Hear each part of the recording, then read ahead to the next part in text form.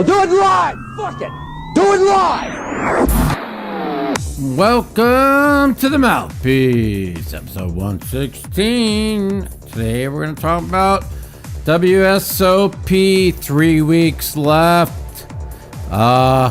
What I've been going through. Lots to talk about. I'm half dead. The Mouthpiece is next.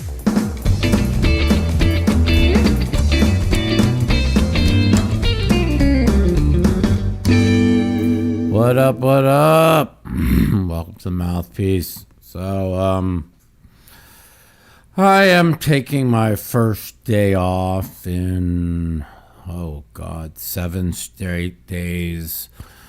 Day 3, went 1,500 stud 8 or better. I got second, as most of you know.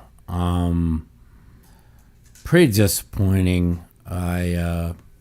I had control of the match, head up even 1 hour in, and things just started to spiral away from me. It was really, really tough.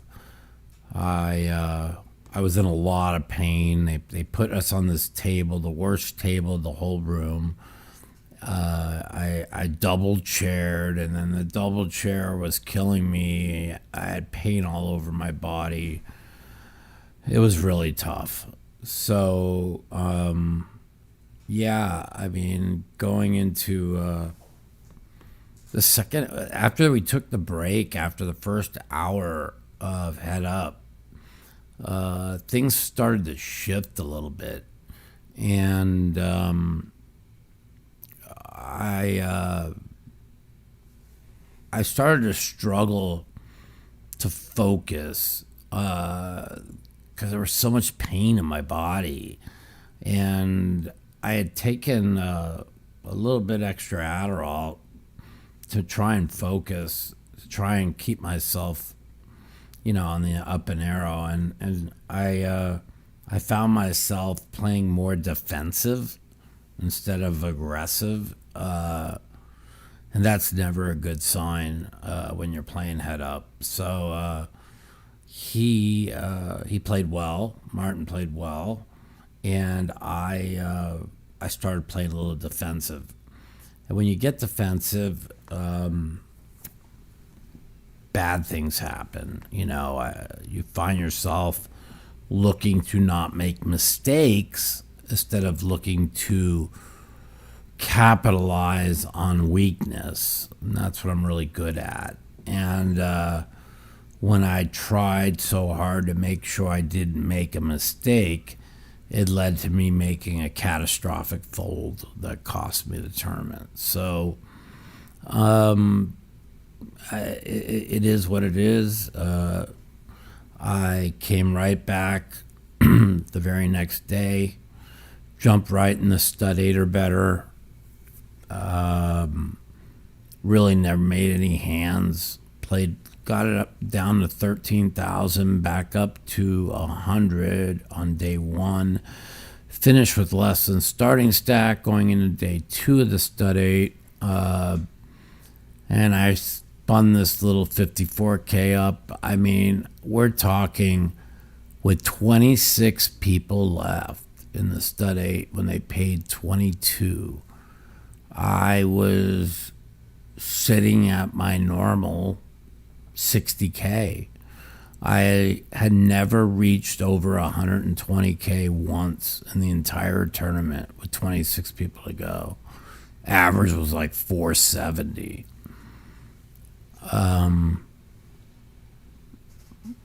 I even offered, or Calvin Anderson, I wanted to get him 50 to 1 to last longer. He had 800,000. I had 40. No, I had 26,000 at the time. I should have put a little 1,000 on that for a little 50 ball. But I didn't.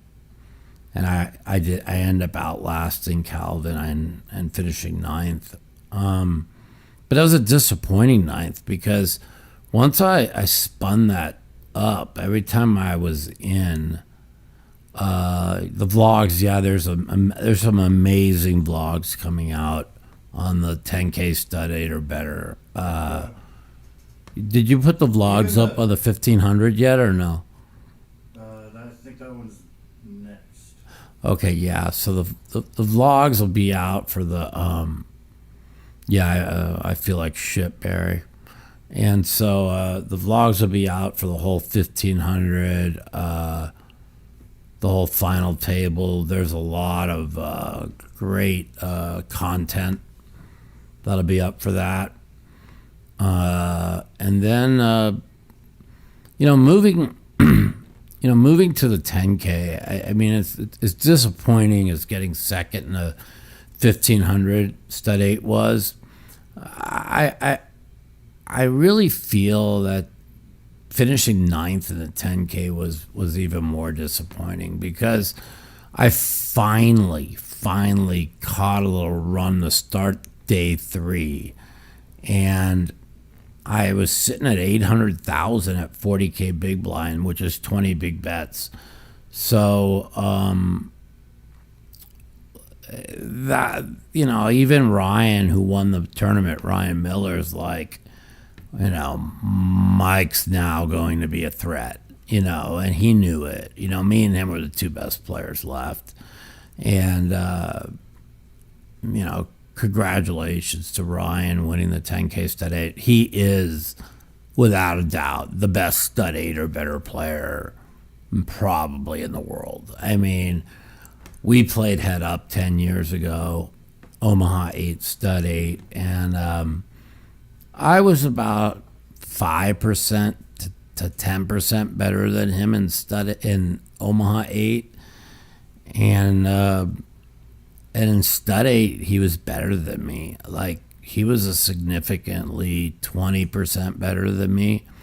We played for like 5 hours head up, and he was 2,400, and I mean, he was only up 1,900 at the time, and we were getting ready to quit, and somebody sat down that dumped off a shitload of money to us. But we were the two best players, and so when I got what really went kind of wrong is we drew the table that had 5 of the, if not all 6 of the best stud 8 or better players left,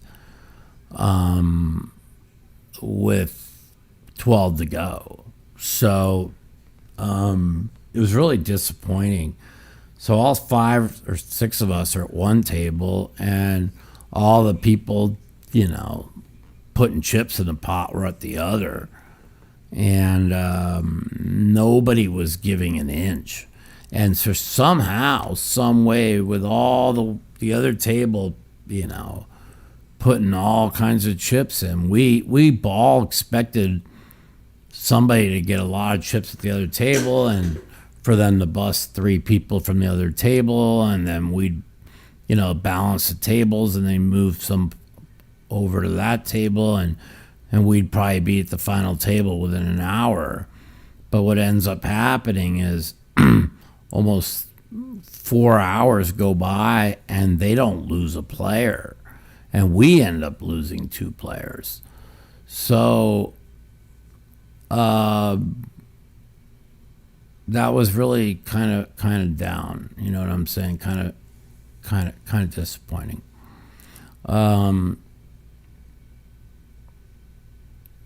Yeah. So we go to the 9. We go to the final table.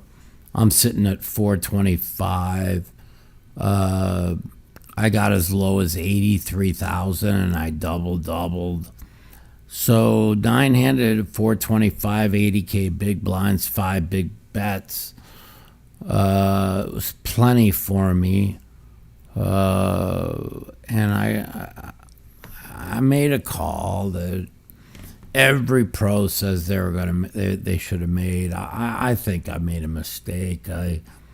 Ace raises.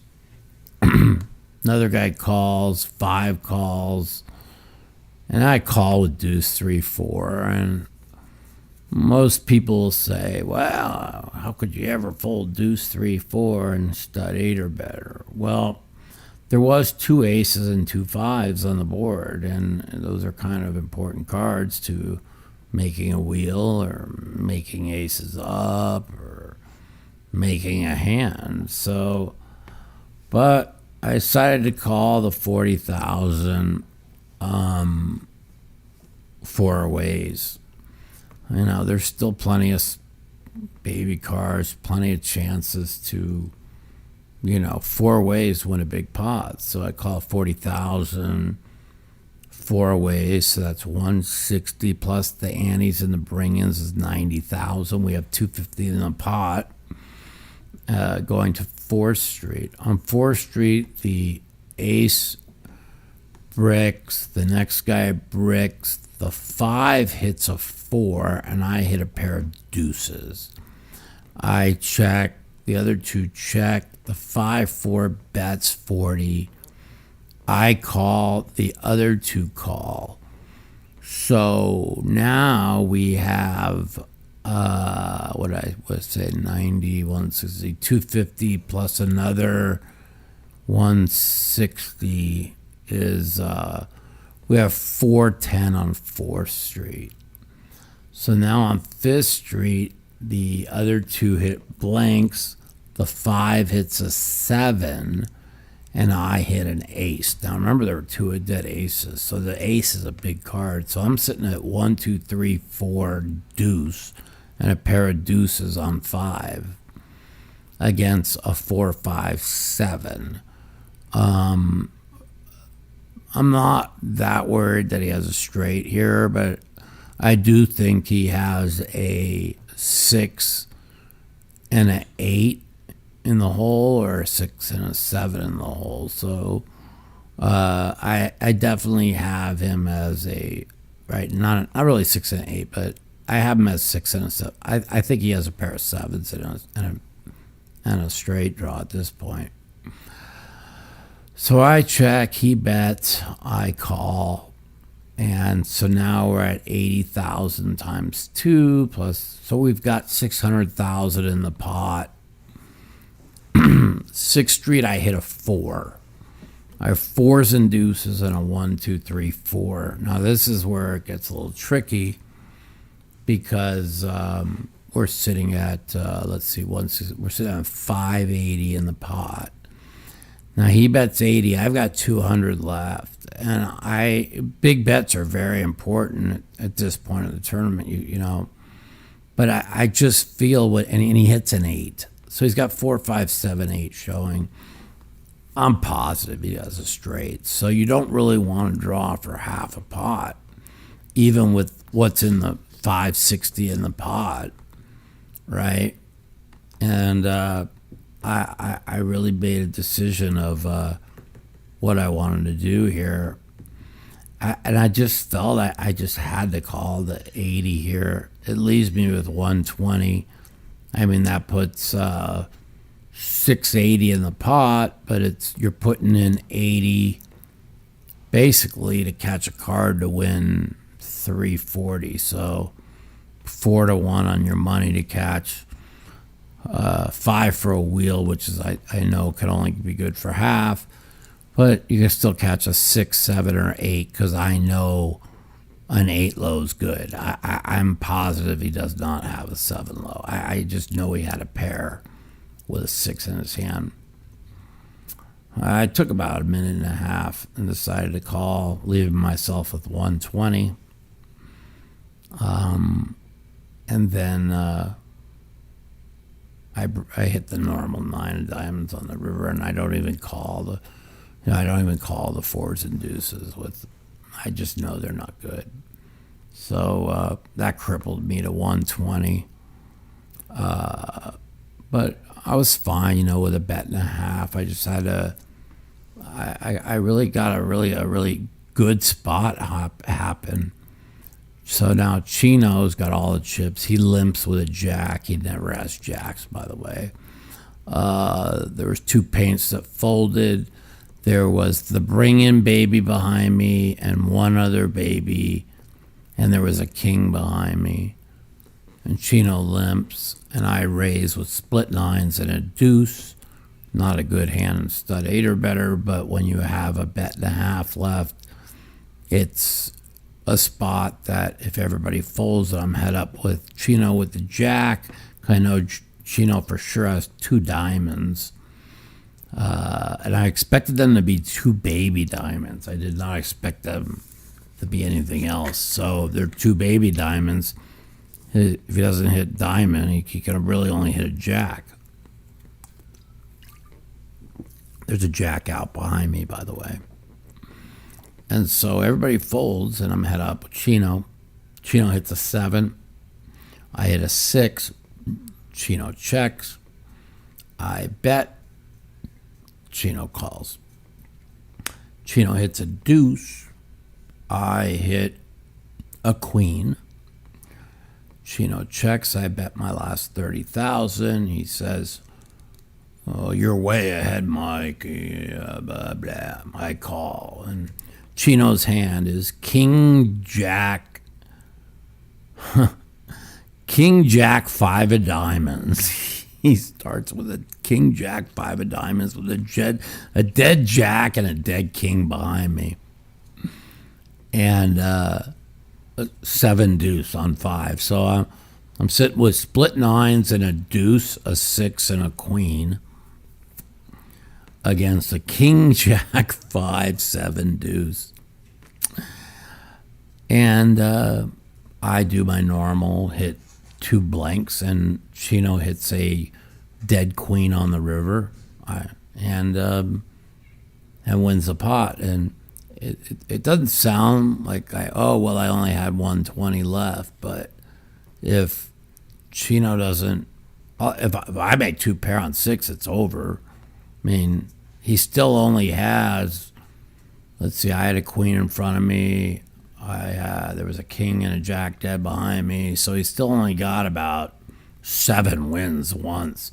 I win that hand, it's 120 times 2 is 240, plus 90 plus the bring in is another 100. So I'm sitting back at 340, and I've got, 4.5 big bets left again. So, I mean, Zhao was down to under 100. He ran it to 1.2 million. So in stud 8 or better with a 10K ante, you got 4 big bets. You could really spin it up. So it's really unlucky there. I was kind of really down on that.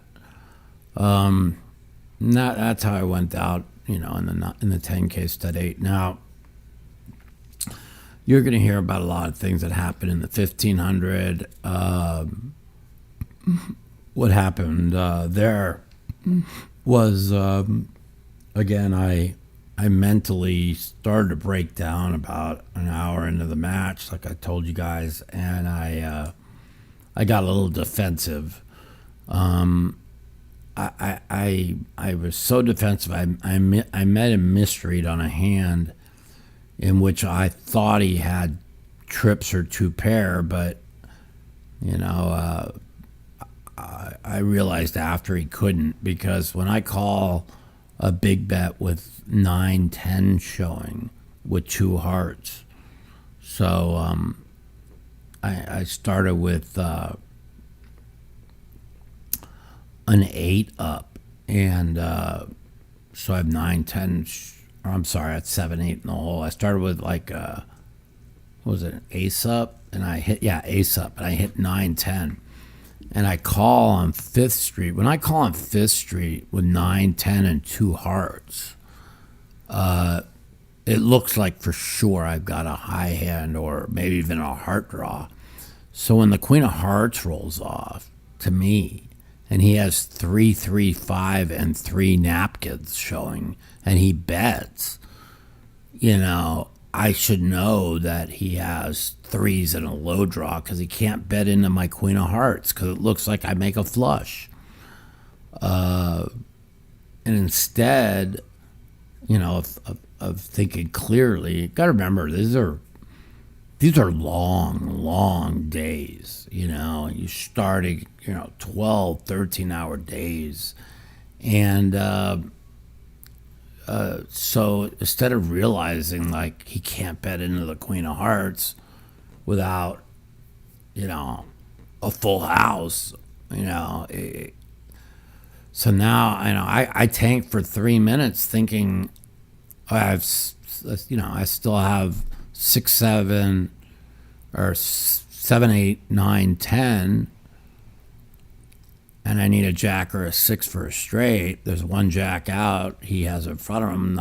I only have 5 wins, so I spent like 3 minutes deciding what I want to do, and I end up calling, and I make a pair of 7s on the end, and I have 495K left.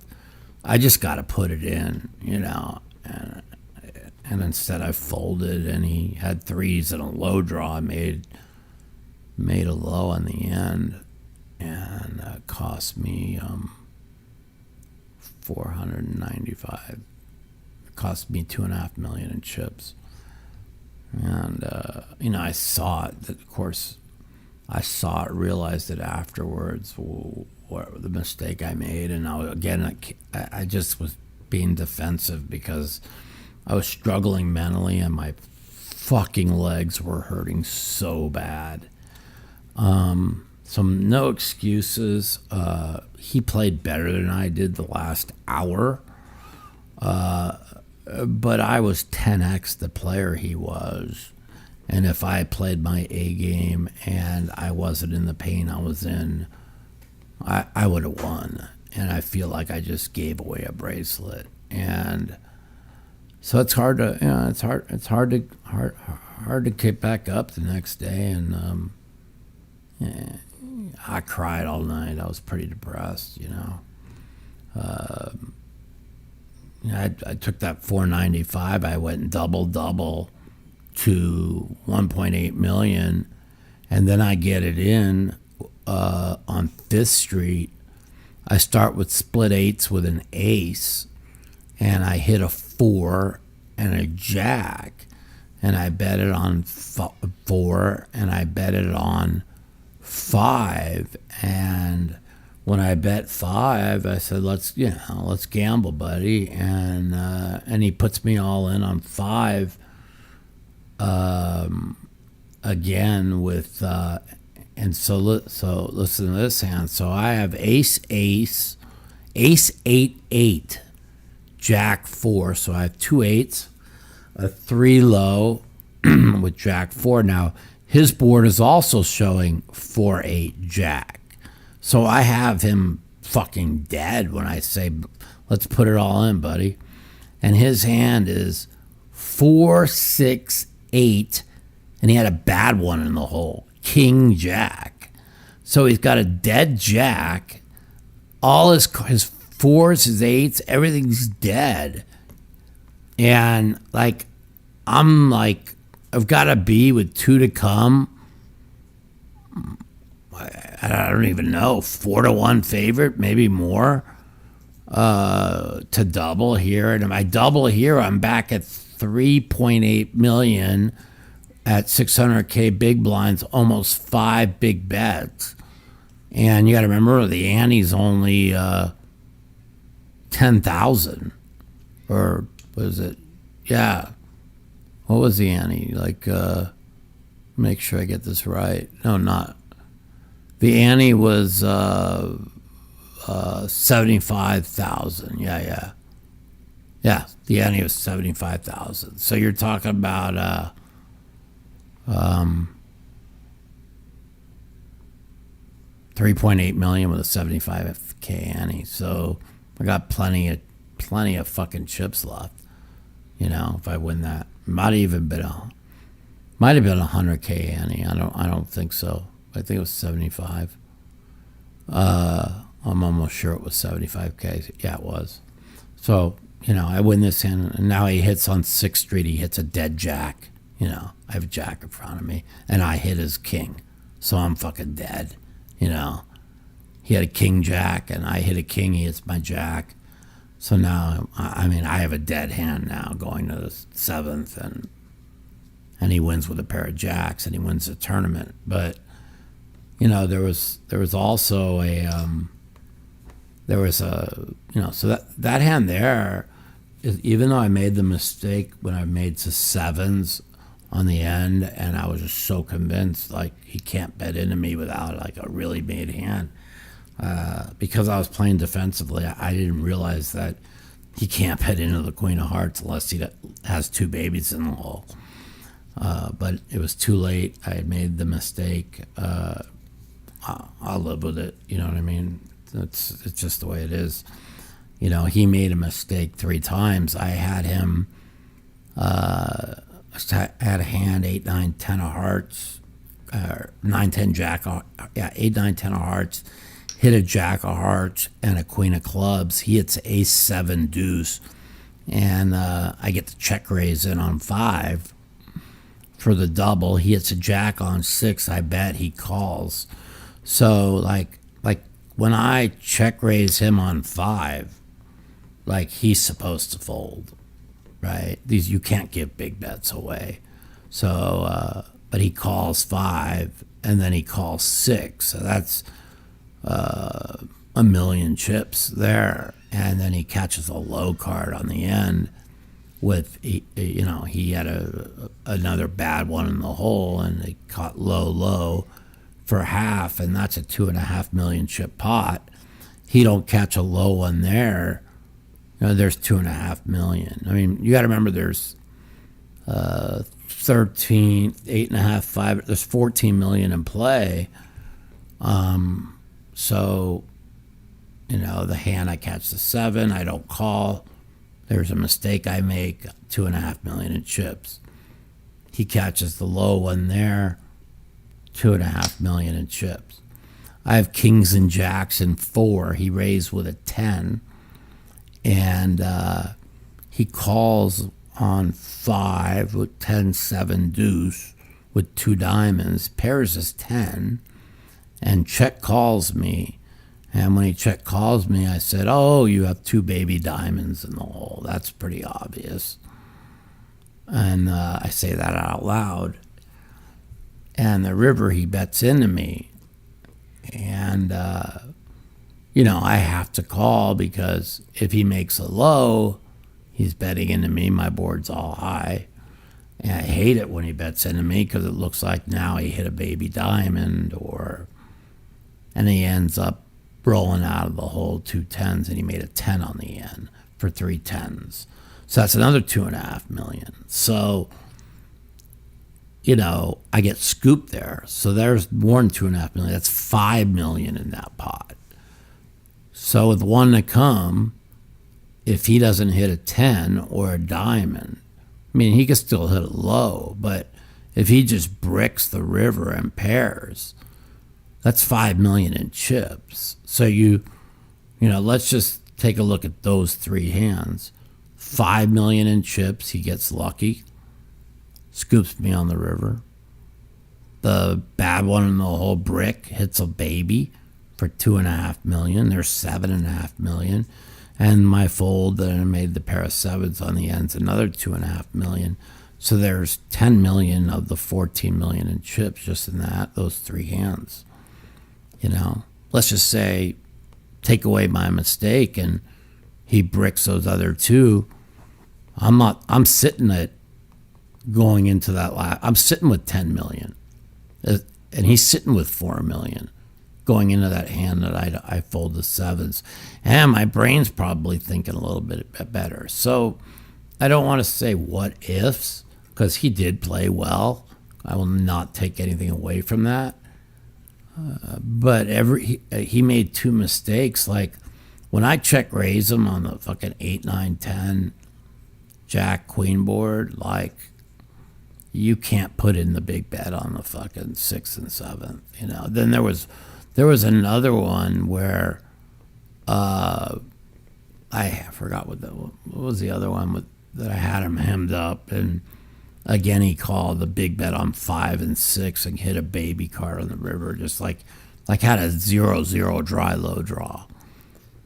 So another 2 million that he got his money back in. So listen, when he made the mistake 3 times, he got he got rewarded, and that was it. Rast, I mean, you guys keep talking about Ted Forrest. Okay, go look at the criteria of being in the Hall of Fame. Okay, Ted was great in his generation. Ted has won nothing in the last 10 years. Ted doesn't even compete. Ted doesn't even play. Okay? Same with Huck. Both Huck and Ted should have been in 10 years ago. I'm the only one that's making what I make 13 final tables in the last, since 2017. I'm the only one on the list that signs 100 autographs and pick Huck got in last 2 years ago.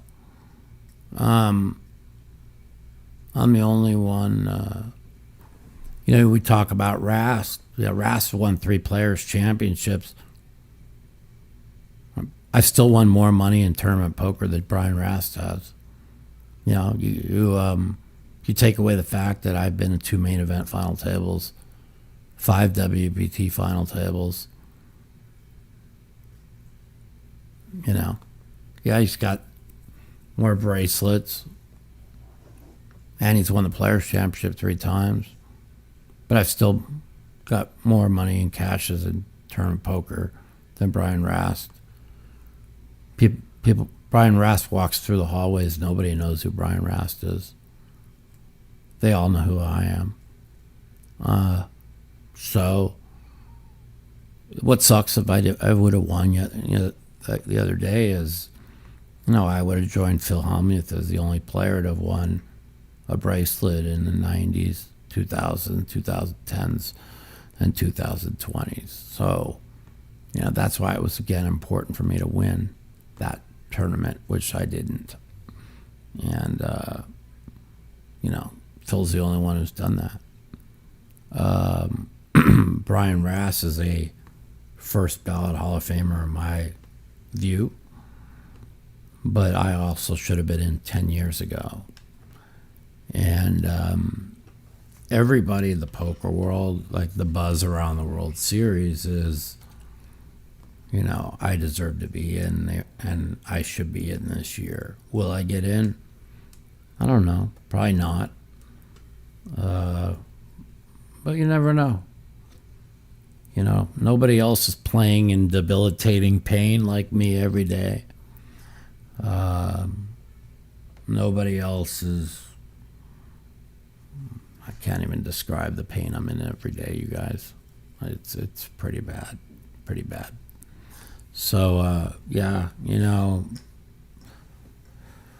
Brian is an incredible player. He made an incredible lay down to me, and with 1.5 big bets left, he got down to 350,000, and I checked a big hand on 6, and he sniffed it out, and it was pretty impressive. He folded this hand that was just an unbelievable fold, and gave him a chance to win. He ends up finishing 7th. He was the best player beside me at the final table of the 1,500. If the cards broke even, I really believe me and him would have played that up. But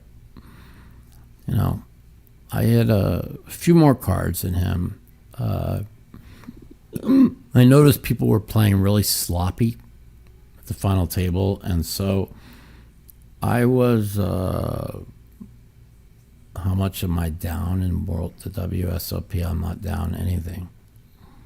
I've had one losing World Series in my life, so, and it won't be this year either, because I'm as bad as it started off. I think I'm around dead even for this series with a lot of World Series left. Taking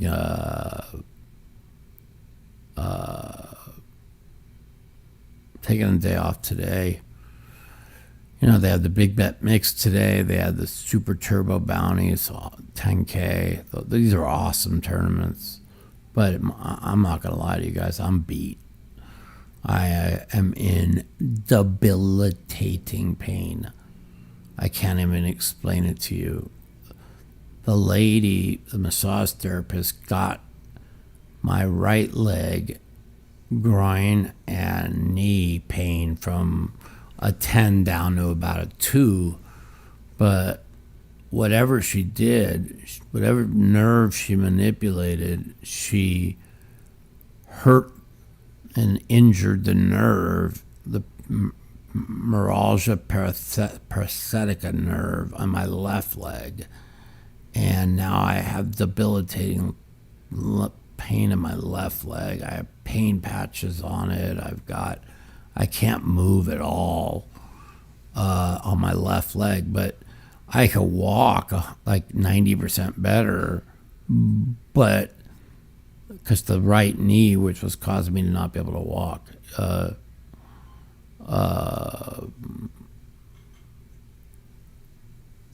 it is what it is. So, yeah, it's pretty bad. So, the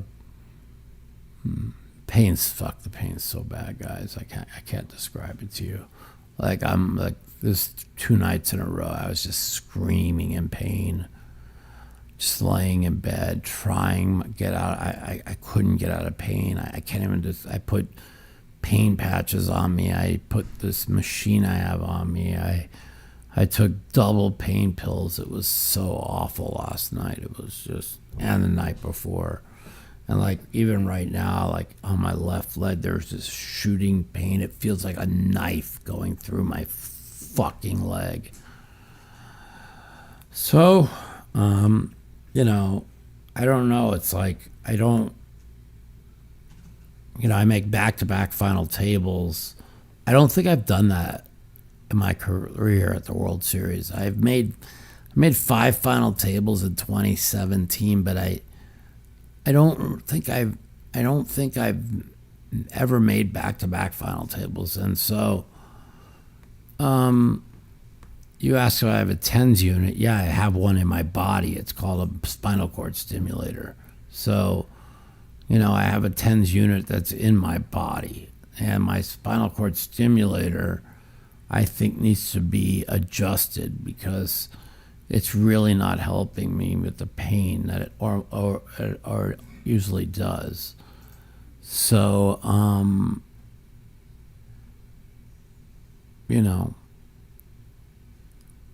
we'll see. The thing is Brian Rash should be in the Hall of Fame. I'm not taking anything away from him. And he will be in.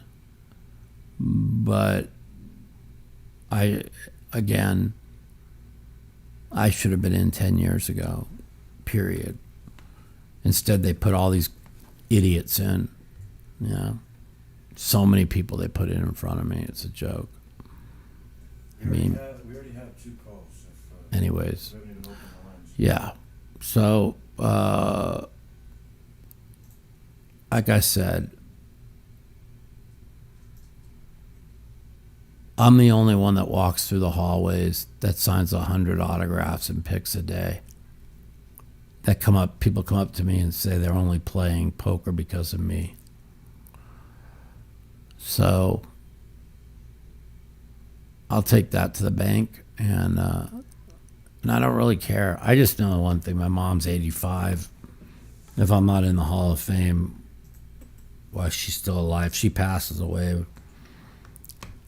It was bad enough my dad passed away 3 years ago, and I wasn't in by the time he was alive. But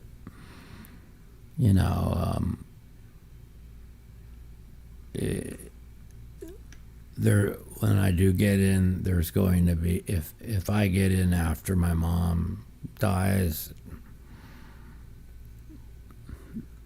the Hall of Fame fucking speech will be epic, because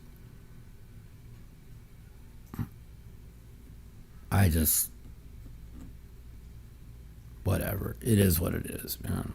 It is what it is.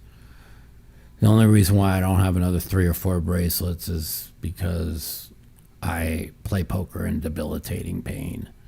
It cost me one the other day. And it cost me a couple in 2017. And when my documentary comes out, you guys will all understand what I deal with. So let's take some phone calls. Let's not harp on what happened. We have the PLO 8 tomorrow, 10K.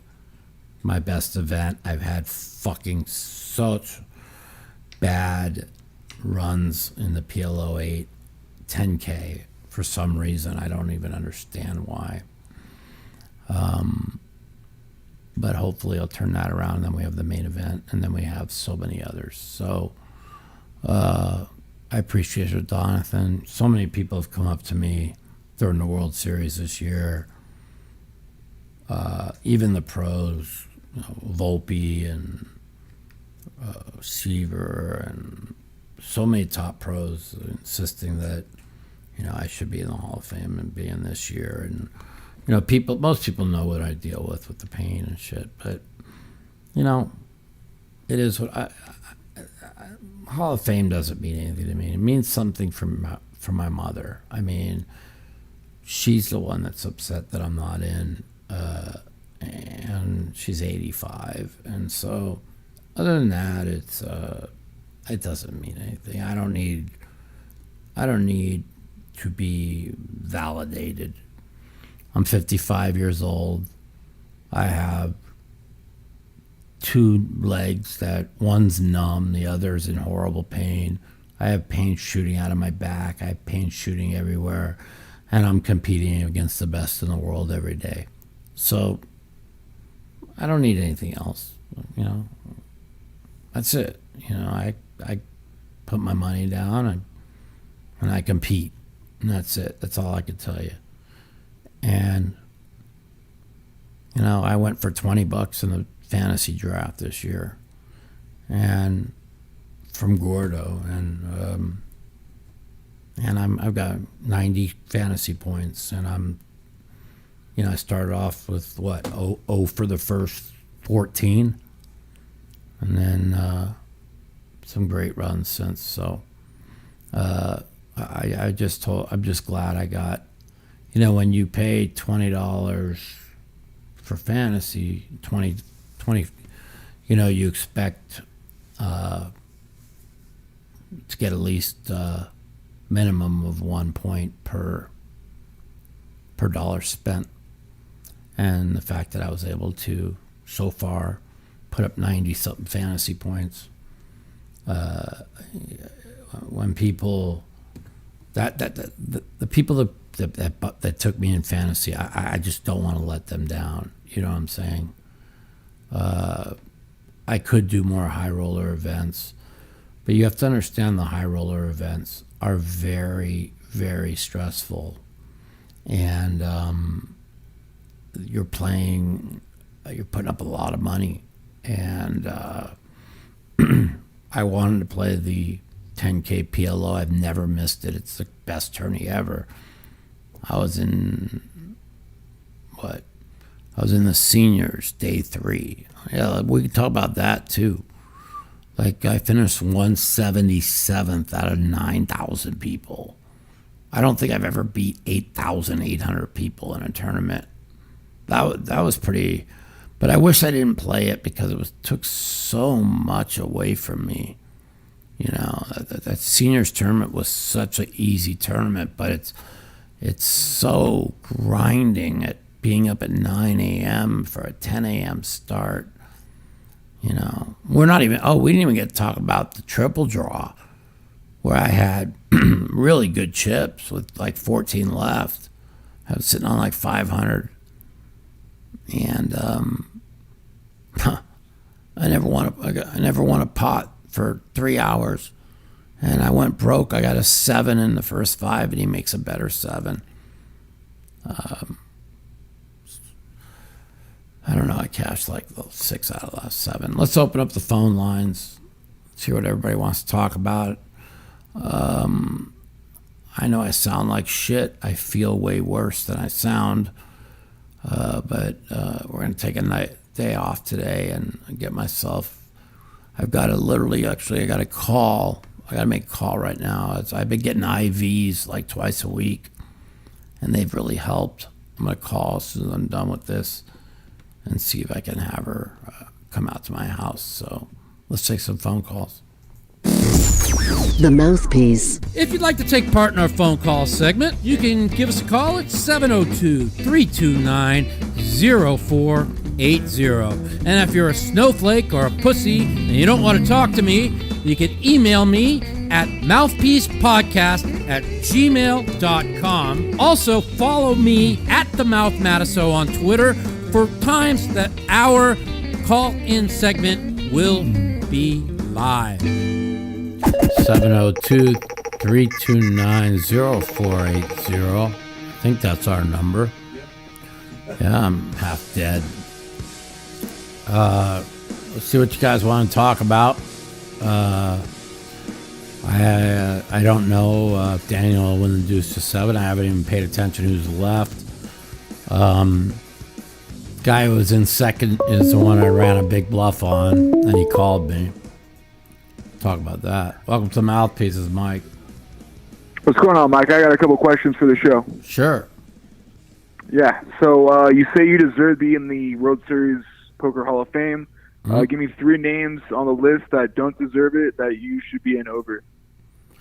Well, the only one on the list that should be in before me really is possibly Brian Rast. I mean, Brian Rast is, I think, the best player in the world. So, but that's not why I believe I should be in front of him. I mean, I just believe I should be in front of him because of what I've brought for poker. Not just results wise, and you have to understand in the last 10 years, I mean, I'm dealing with massive injury and pain that I'm still competing. So yeah, I get that, but I'm talking about who should not be in that you should be over. Like you say, you should be in 10 years ago. Who would you take off the list and put yourself on instead? Okay. Well, here's the thing they did. Like, it's always been 2 a year, right? And everybody was expecting them for them to double it from 2 a year to 4 a year because it was 2 a year. We didn't even have that many poker players, right? Then the poker world blows up and poker's bigger than it's ever been. And they decided in the COVID year, 3 years ago, they're going to change it from 2 to 1, which really makes no sense whatsoever, And, they put Huck Seed in 2 years ago, and Huck's one of my. He's a main event champion. That's probably why they put him in. But he's one of my dear friends too, and should have been in 10 years. He should have been in 10, 12 years ago, but Huck hasn't shown up at the World Series in 8 years. You understand what I'm saying? And if you look at all-time money winnings, I think I have 3 to 1 on him. Cash game play. I'm a little bit better than him if you take all the games, and not much, but a little bit. But Huck's a dear friend of mine. I'm very glad that Huck got in. Huck should have been in years ago. Ted Forrest should have been in years ago. But they put David Oppenheim in, because what? Because he plays in a 1,000, 2,000 game and whines like a little bitch every time he loses one hand. Go give me reverse scramble, risk blah blah, and acts like a little bitch, and never won shit in tournaments, and I think you're right. Yeah, I'd say Todd Brunson as well. You should be in. They put Todd Brunson in. Yeah. Okay, I played with Todd Brunson, one of my dear friends, again, for many years. And he never beat me playing cash, ever. Yep. And he can't play cash, no limit. He could only play mixed games. He won one bracelet, and and it was all political. You know, Doyle got him in. You know what You I mean? think so? Well, no, I know so. Yeah, I think you're right. Doyle called everybody and said, they want to be the first father-son to be in the Hall of Fame, and that's it. They put Jennifer Harmon in. Jennifer has never been better than me in any game. Not one game at any given time. You know, she's got one bracelet, and that's her only tournament she's ever won. Why? Because she played in a 4 and 8,000 game. What did she win in the game? I mean, I know things other people don't know. You know, it's like why would Jennifer Harm? I mean, they put her in there's like 3 in front of me. They put Maury in, who's my good friend again. You know, runs Poker Go. Did a lot for televised poker, but they put Chris Moneymaker in the Hall of Fame. The Chris Moneymaker, the guy who can't play anything. Yeah, he won one tournament because his name's Moneymaker, and they put him in. It was all political on the 50th anniversary of the World Series. Do you know what it's like to say Poker Hall of Famer Chris Moneymaker? Okay, Chris Moneymaker, let's play any game, any limit you want, and I'll give you a spot and see if you can beat me in any game. I think that's it. Yeah, we just named 4 people. You really want me to be? I'm just being as honest as I can be. I mean, Lane Flack had to pass away for him to get put in last year. Lane Flack should have been put in the Hall of Fame 13 years ago. Lane Flack, taking a devilfish. They put devilfish in ahead of me. One passed away as why? Well, devilfish was he helped grow poker in London. Devilfish was ostracized from poker in 2006 and kicked off every television show because he wore a Devilfish poker. We were doing a live broadcast to Monte Carlo, and in Monte Carlo, and he was invited to play on the show, and he takes off his jacket to promote his online site, and after that he was ostracized. He was never allowed to play on television poker again. He was a really good PLO player, but he couldn't play any other game. His No Limit Hold'em was average at best. I was 10x better No Limit Hold'em player than him. What's he got? 1,500,000 in tournament winnings. He calling it Hold'em as his bracelet. Yeah, and that was his only game he knew how to play. And there was more to it. Like Devilfish, I love the guy, but up until the last 3 years or 4 years of his life, where he settled down, got married to another girl, and stopped the drinking and stuff. I mean, he was a womanizer. He did a lot of bad things up until his last 3 years of his life. And God bless, he got his life together the last 3 years and became a really good person before he was really not. He did a lot of really bad things, so, there's no way he should have ever been in front of me on the Hall of Fame. But I love Devilfish as a person. Was so sad to see him pass away, because when you see somebody that did a lot of bad things, that became a better person, stopped the drinking, stopped all the things, and it was tough to lose Devilfish. It really was. He had really become a good person, and but. You look at statistics, and everything isn't rooted in World Series of Poker bracelets, and like Lane always felt that he was really really slighted as a poker player. Like, he was never on a Hall of Fame ballot up until he died. And then he was put in, and I felt great about that. You know, I even said, I'll step back a year for Lane Flack to be in the Hall of Fame. You know what I mean? I just felt like, yeah, it sucks that people have to die to get into the Hall of Fame, but Lane Flack should have been in the Hall of Fame before all these people I named. Lane Flack in the early 2000s was the best no-limit hold'em player in the world from 1999, or let's just say from 2000 to 2004. There wasn't a no-limit hold'em tournament that Lane Flack entered that he didn't win. That's how he got his nickname, Lane Back-to-Back Flack. You know, it was really good to see. I wanted Lane to get in the Hall of Fame last year after he passed away. I was legitimately told everyone, I do not want to be in front of Lane. I never wanted to be in front of Lane on a Hall of Fame list. You know what I mean?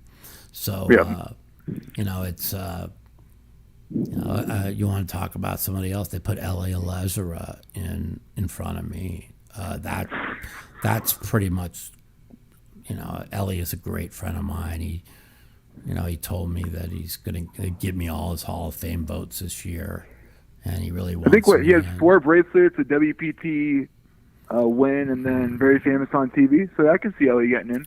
Yes, but you know, we also built the games around him every year for years.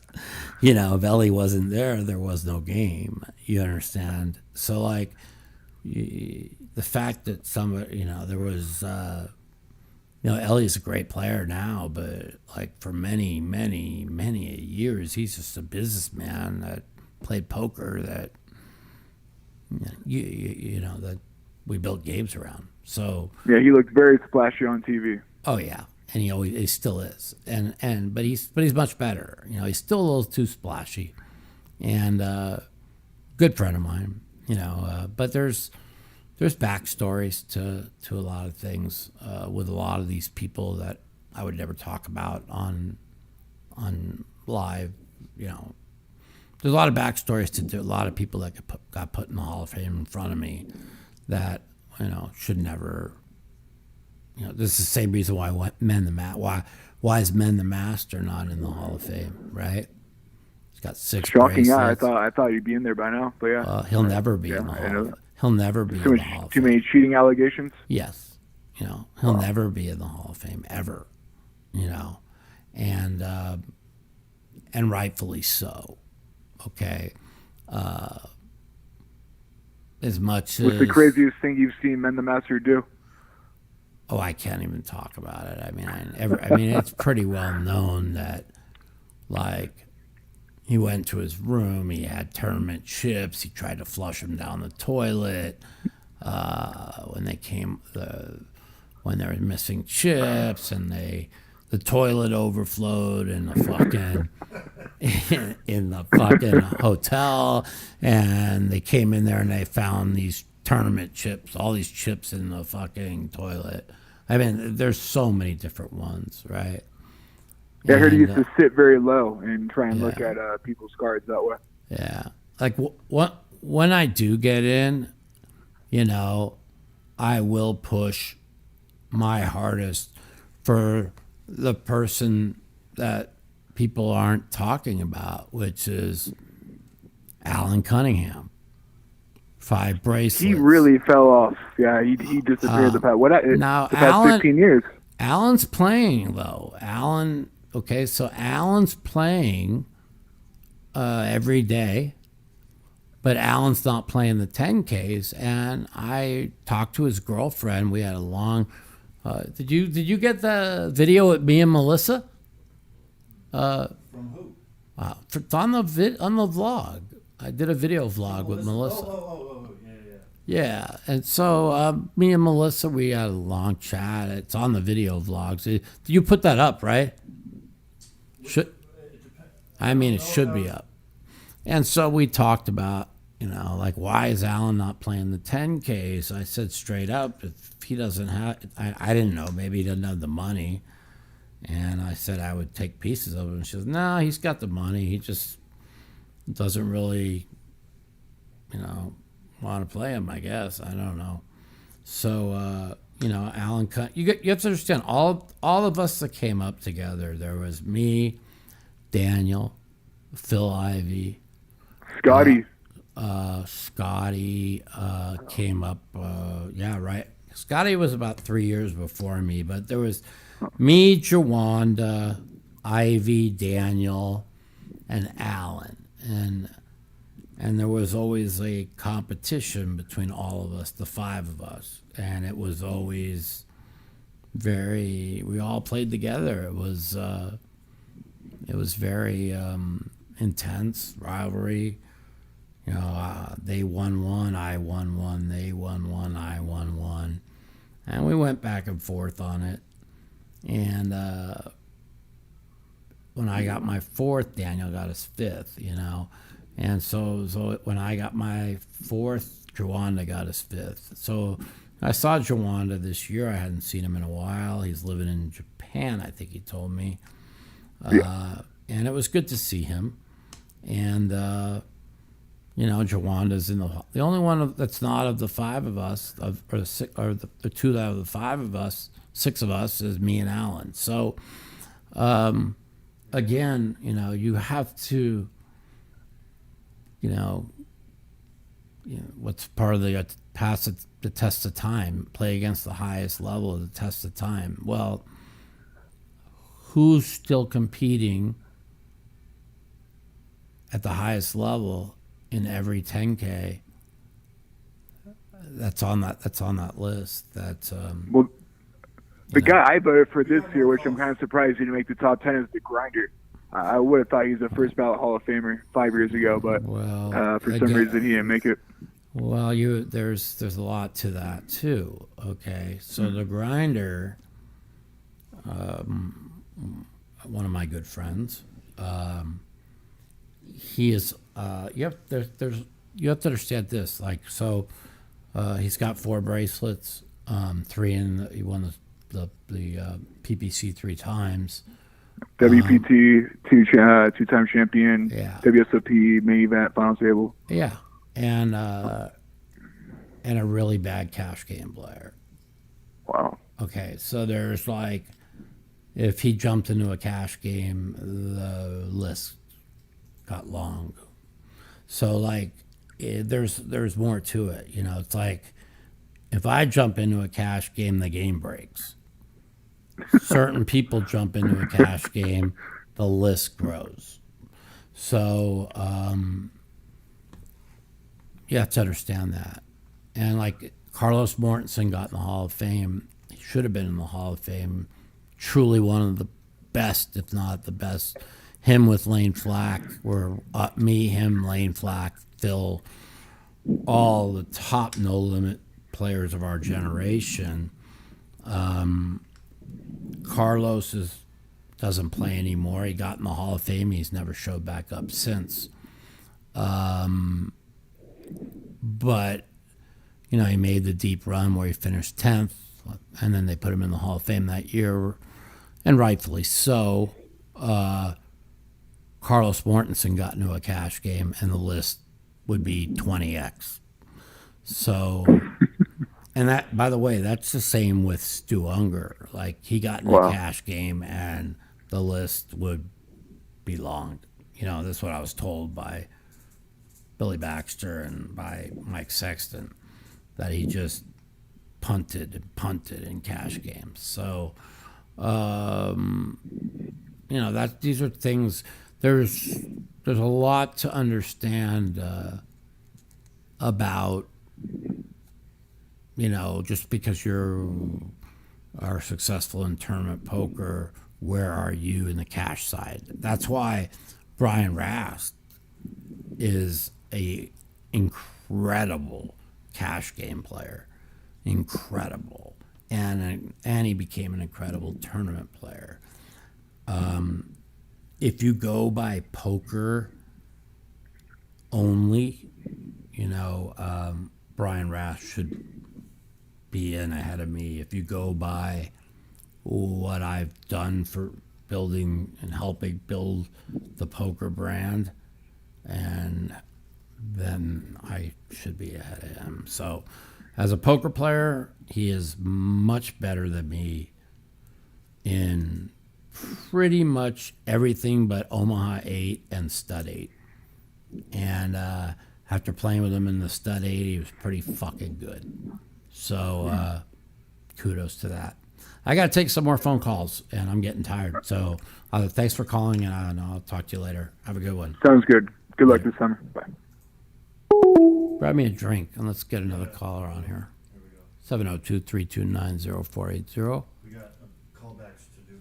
Mm-hmm.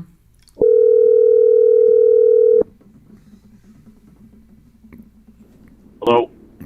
Welcome to the Mouthpiece, Mike. What's up? Yo, Mikey, it's Gypsy Frank. What's happening, brother? What's up, Frank? How are you been?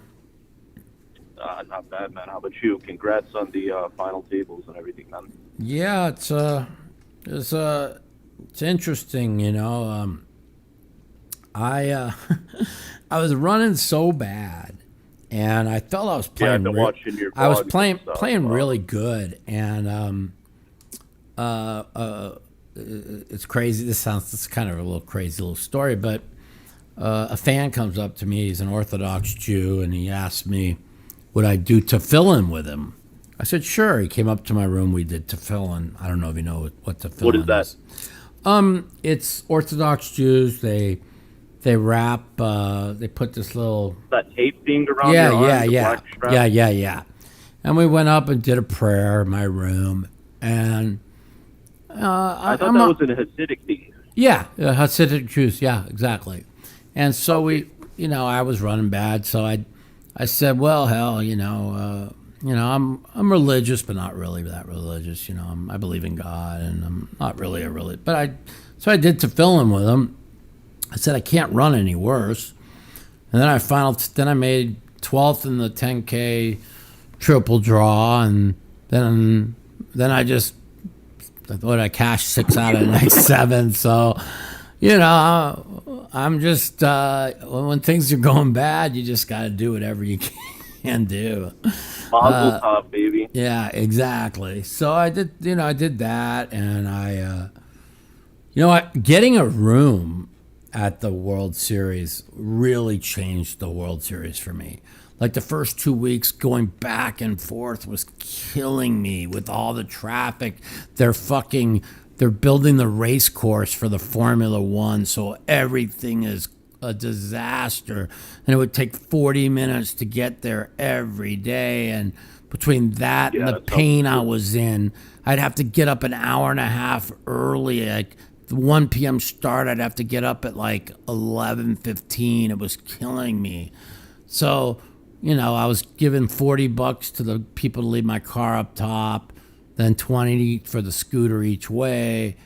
And I'm just like, and then Jack got me a room for $89 a night with no resort fees. So it's the same amount of money. And I started staying there every night, and it really helped. I mean, between staying there every night, between my prayers to God, between my whatever works.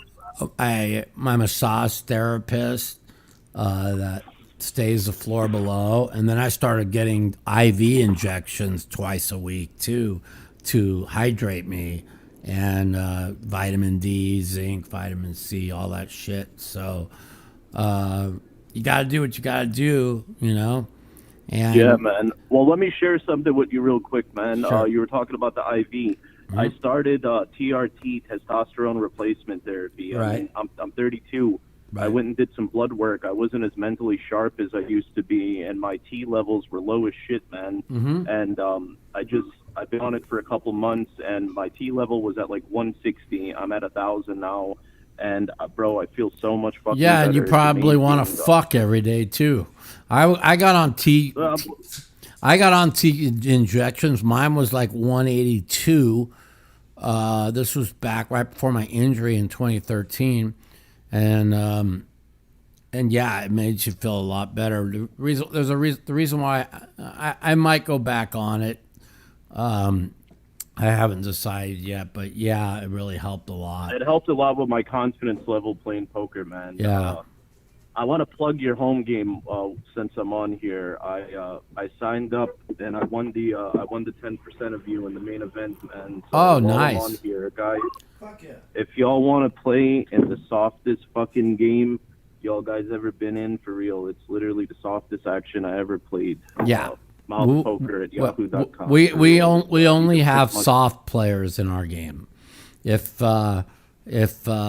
people are too good, we don't, let's put it, we don't mind the good players as long as they don't take advantage, which you don't. As long as you give action to the softer, So yeah, I appreciate it. If you guys want to play 1-2, Yeah, I think for we play. sure, bro. We play half It's a good game, PLO. guys. We play half PLO, half no limit most of the time. Or it was half and half, like 5-5 each. But I've been following you religiously on WSOP.com since because. Yeah. Well, I'm playing good, man. Have confidence. And you got, you won 10% of me in the main event, and I like your chances, right, bro. Dude, I 2.0, right? Listen, can I win it? I don't know. Like, it's an 8-day battle. I just did 6 straight days, and felt like I wanted to die. The pain was so bad, but I did make it through 6 days at a high level where I was able to go 2nd and 9th. So if I can, let's see, the last 3 years I've gone days 4s, 5s, and 6. If I could get us through day 6, and I'm gonna be taking the IVs every other day. I've got a team of people helping me with food, with massage. I mean, if my body can hold up, we'll have a chance. If it doesn't, we'll end up, and things go well. I mean, even if I could finish in the top couple hundred, that's like, 50, 60, 70, 80,000. I mean, when I finish, yeah, I'm pulling for you like a motherfucker. I told my wife, if you run deep in it, I'll be out there to rail you. Yeah. And, how many times have you final tabled it? 3 times, right? Twice, but like 2008, I finished 30th. I could tie. That's another thing, they want to talk about like Brian Rast in the Hall of Fame, which he is a first ballot Hall of Famer, but that's the. I gotta say, bro, like I believe you should be in there before him, but I think Brian Rast is probably top 10 in the world all around. No, I think he's the best. I think he's the best all around player in the world. But again, Him, that Sean doesn't. Deeb, like even players like Volpe and stuff. Man. Yeah, like, and Volpe, Volpe came. Volpe came up to me yesterday and says, "We got to get you in the Hall of Fame, Mike. We got you. He goes, there will be no poker without you. You did so much for the game." And that's what he said to me yesterday, or 2 days ago. So, and he's also a Hall of Famer. He's an amazing poker player. Plays great cash games, great. You have to understand, like, a lot of the people only see who's great. They see tournament results or whatever. Josh Aria, one of my great friends, like he's never had any results till the last 2 years. You know what I'm saying? Too much of the Hall of Fame voting goes by what have you done for me lately, and not, the thing is I'm still competing at the highest of levels, still playing the biggest cash games, still winning, do whatever I can. When a private game is made, this is how you need to know. If you're invited to a private game, that usually means that you're not very good at poker. That's just the way This it is is. true. I want to touch on that real quick. You So know. I came up in 03, 04 and started playing, and I focused on multi-table tournaments and had, good success. At the time, like Paul Volpe's name was Paul G's. We used to bounce hands off each other. We bet on 2+2. Sean Deeb was coming up during that time and stuff. And like Connor Drinnan at the time, who's a fucking crusher now. Yeah. And I'm not going to mention names and stuff, bro, but like, a lot of those final tables was really tough. Like there was Skype and TeamView. So like if I got deep in a fucking final table, I'm not proud of this, but I'm sure you're aware that things like this would happen. I would have one of the best no limit players online team viewing me and giving me the best decisions to make. Right. I don't condone shit like that anymore, but that's online poker for you. Yeah. But you were talking about private games. I got invited to a 1-3 online PLO game, and it's one of the softest games I've ever played in as well. I booked like a 24K win this month playing 1-3, which I thought was pretty fucking spectacular. Yeah, I mean, I play in a 3-6-12 game that rakes like $13 a hand. That is extremely beatable. I play. Listen, it's poker. It's unfortunate. Poker has become so much about private games because it's no longer about your talent. It's about what you if you get in a private game, you could be the best player in the world and be dead broke because you can't get into any private games. So yeah, I agree. I wish I focused on this earlier, like while I was playing poker, because like I would go to a casino and sit at the biggest, usually back then it was 5-10 or 10-25, and butting heads with the best players that were there in the casino instead of going to a 2-5 game and printing money. And it's not a dick measuring contest. And dude, at the end of the day, I want to stop for a second. Somebody in my chat saying that you said you cheated you didn't cheat in an online game. Did you just say you cheated in an online game? Did I say I cheated in an online game? I said 20 years ago when I played online, a lot of the guys would team view each other online. Oh. Like when you made a final table, a lot of people would do shit like that. Well, I know that. I mean, that's everybody knows that. Yeah. The reason I brought that up is because that thing about Ali came out recently, and everyone, Gotcha. all the fucking professionals are acting like, oh my God, this is so, how could he do that? But they all fucking do it. That's what I'm saying. Like, it's so hypocritical. Yeah. I don't condone cheating by any means. You know what I mean? All I'm saying is everybody does it. And these guys that are acting like they're saints, it's full of shit. Well, I know all the shit that's gone on. You know what I'm saying?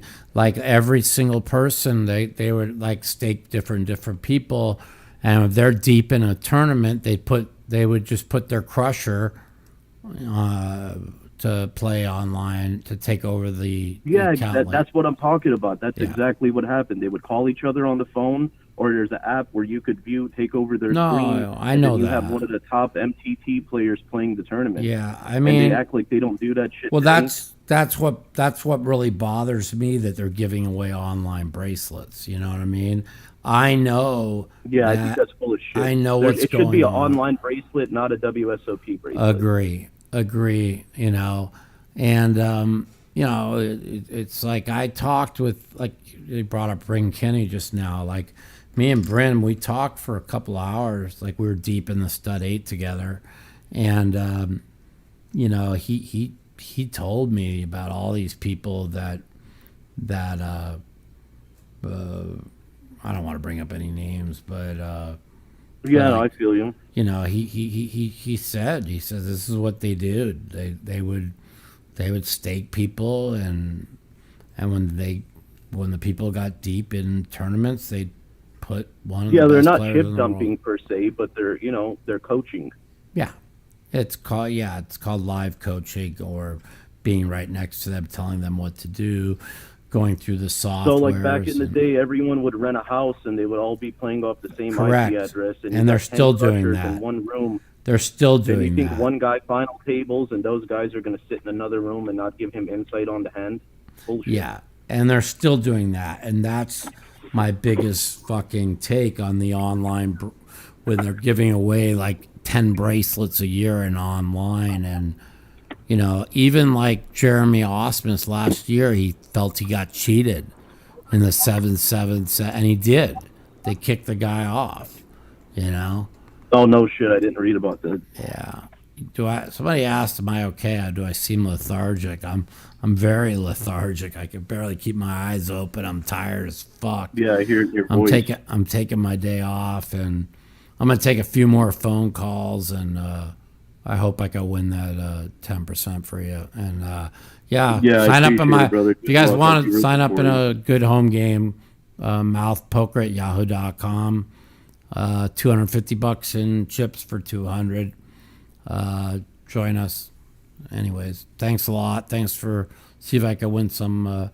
I mean, you had one big bet left in that thing, and some. Yeah, it's crazy that guy put me in, or he bet like 90% of my stack. I had the nut straight. He rivered a boat, and you were sitting to my right at that time, and I just flatted. I gave you, and I doubled you up with the Jack 8 for.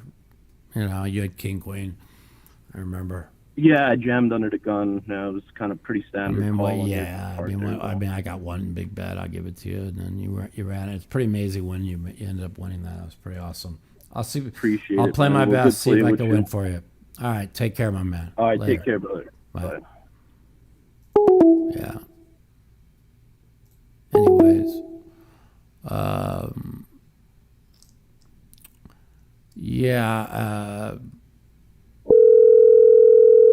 I'm not the type of person that condones any cheating, but I don't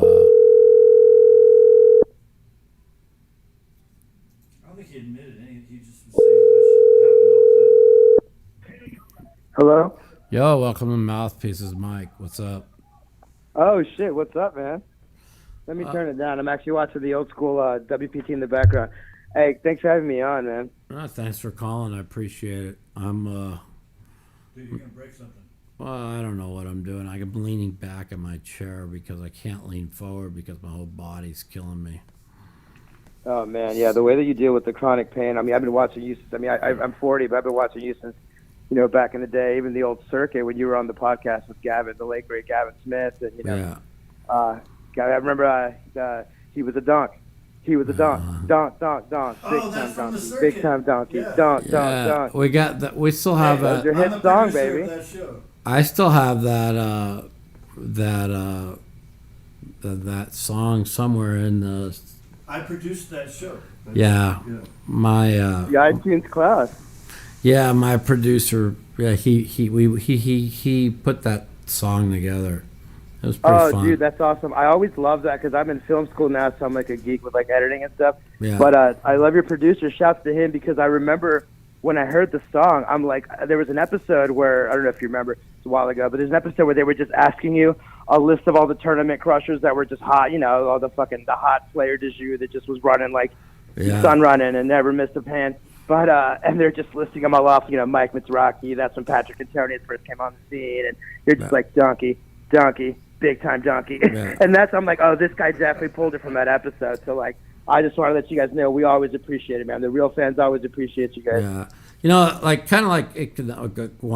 I don't want to take away from, I don't want to knock anybody, but another thing, like people like, oh, why is Mike Mizrachi not in the Hall of Fame? Well, or even his brother, at least his brother, Robert, he's got like 4 bracelets, or 3.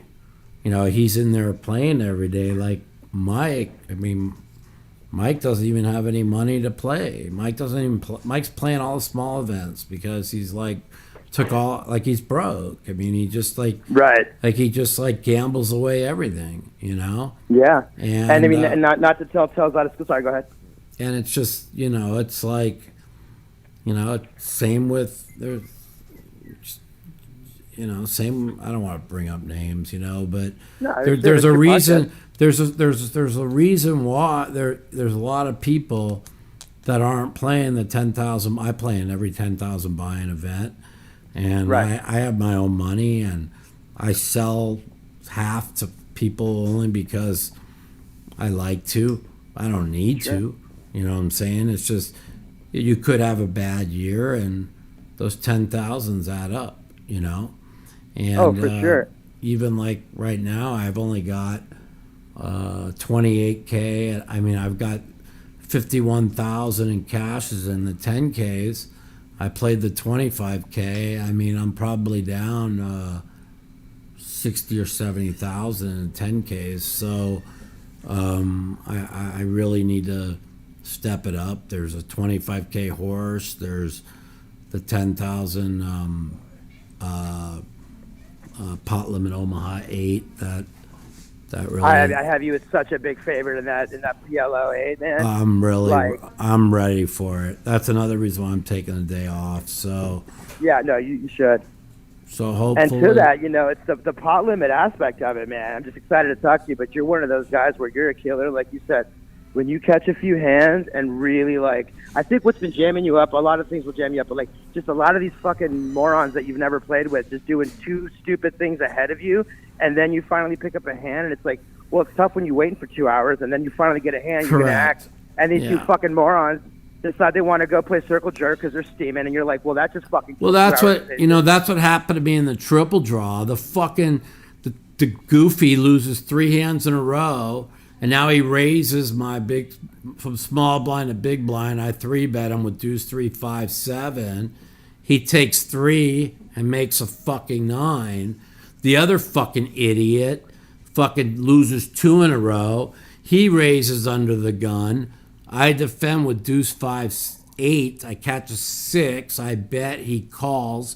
He draws 2 again. I hit a 7. I bet. He calls. He draws 1. I check the river.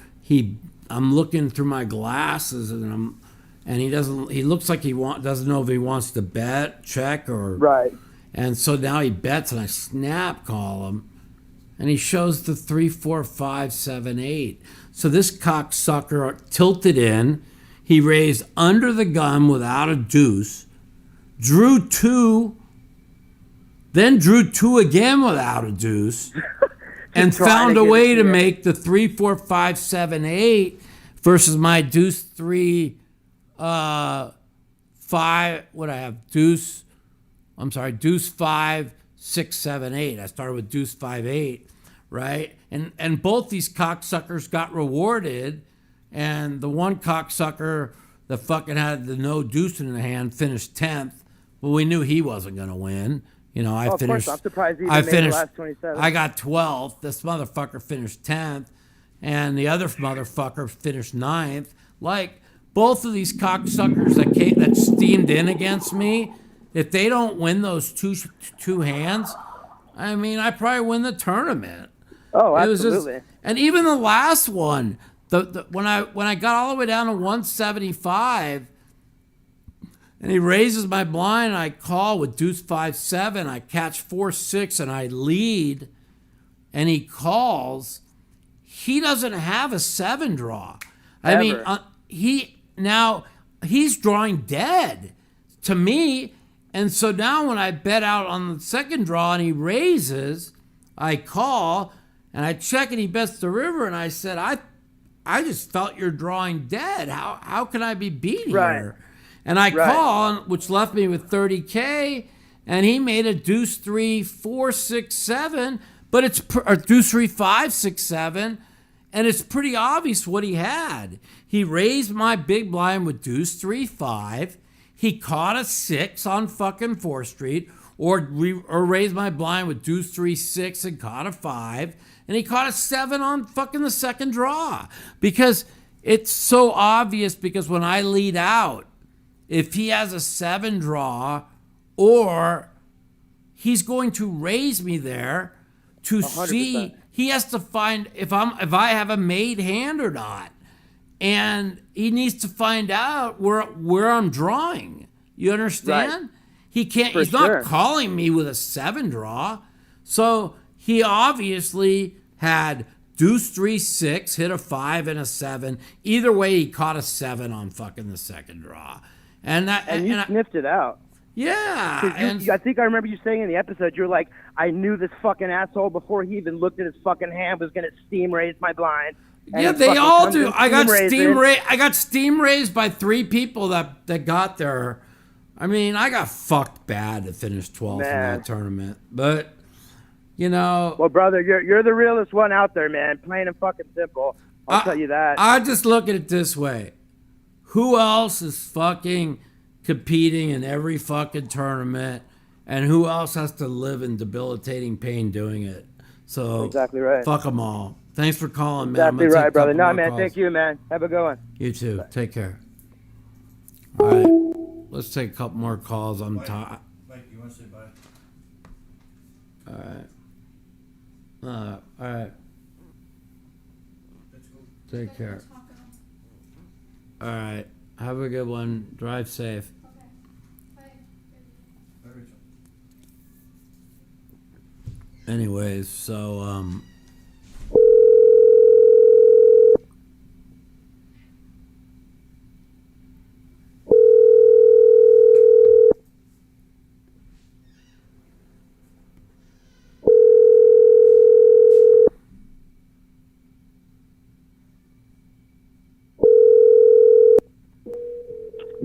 What's going on, Mike? what up, man? Welcome to Mouthpiece. What are you doing? Not much. I already spoke to you about 30 minutes ago, so I don't want to take up any more of your time. Oh, you did? Okay. Yep. Why are you All calling? right, man. Have a good one. All right, take care. Bye. All right, later. What are you calling back other people, you fucking loser ass fucking... I didn't see his call coming. Yeah. I gotta get an IV. I gotta call them.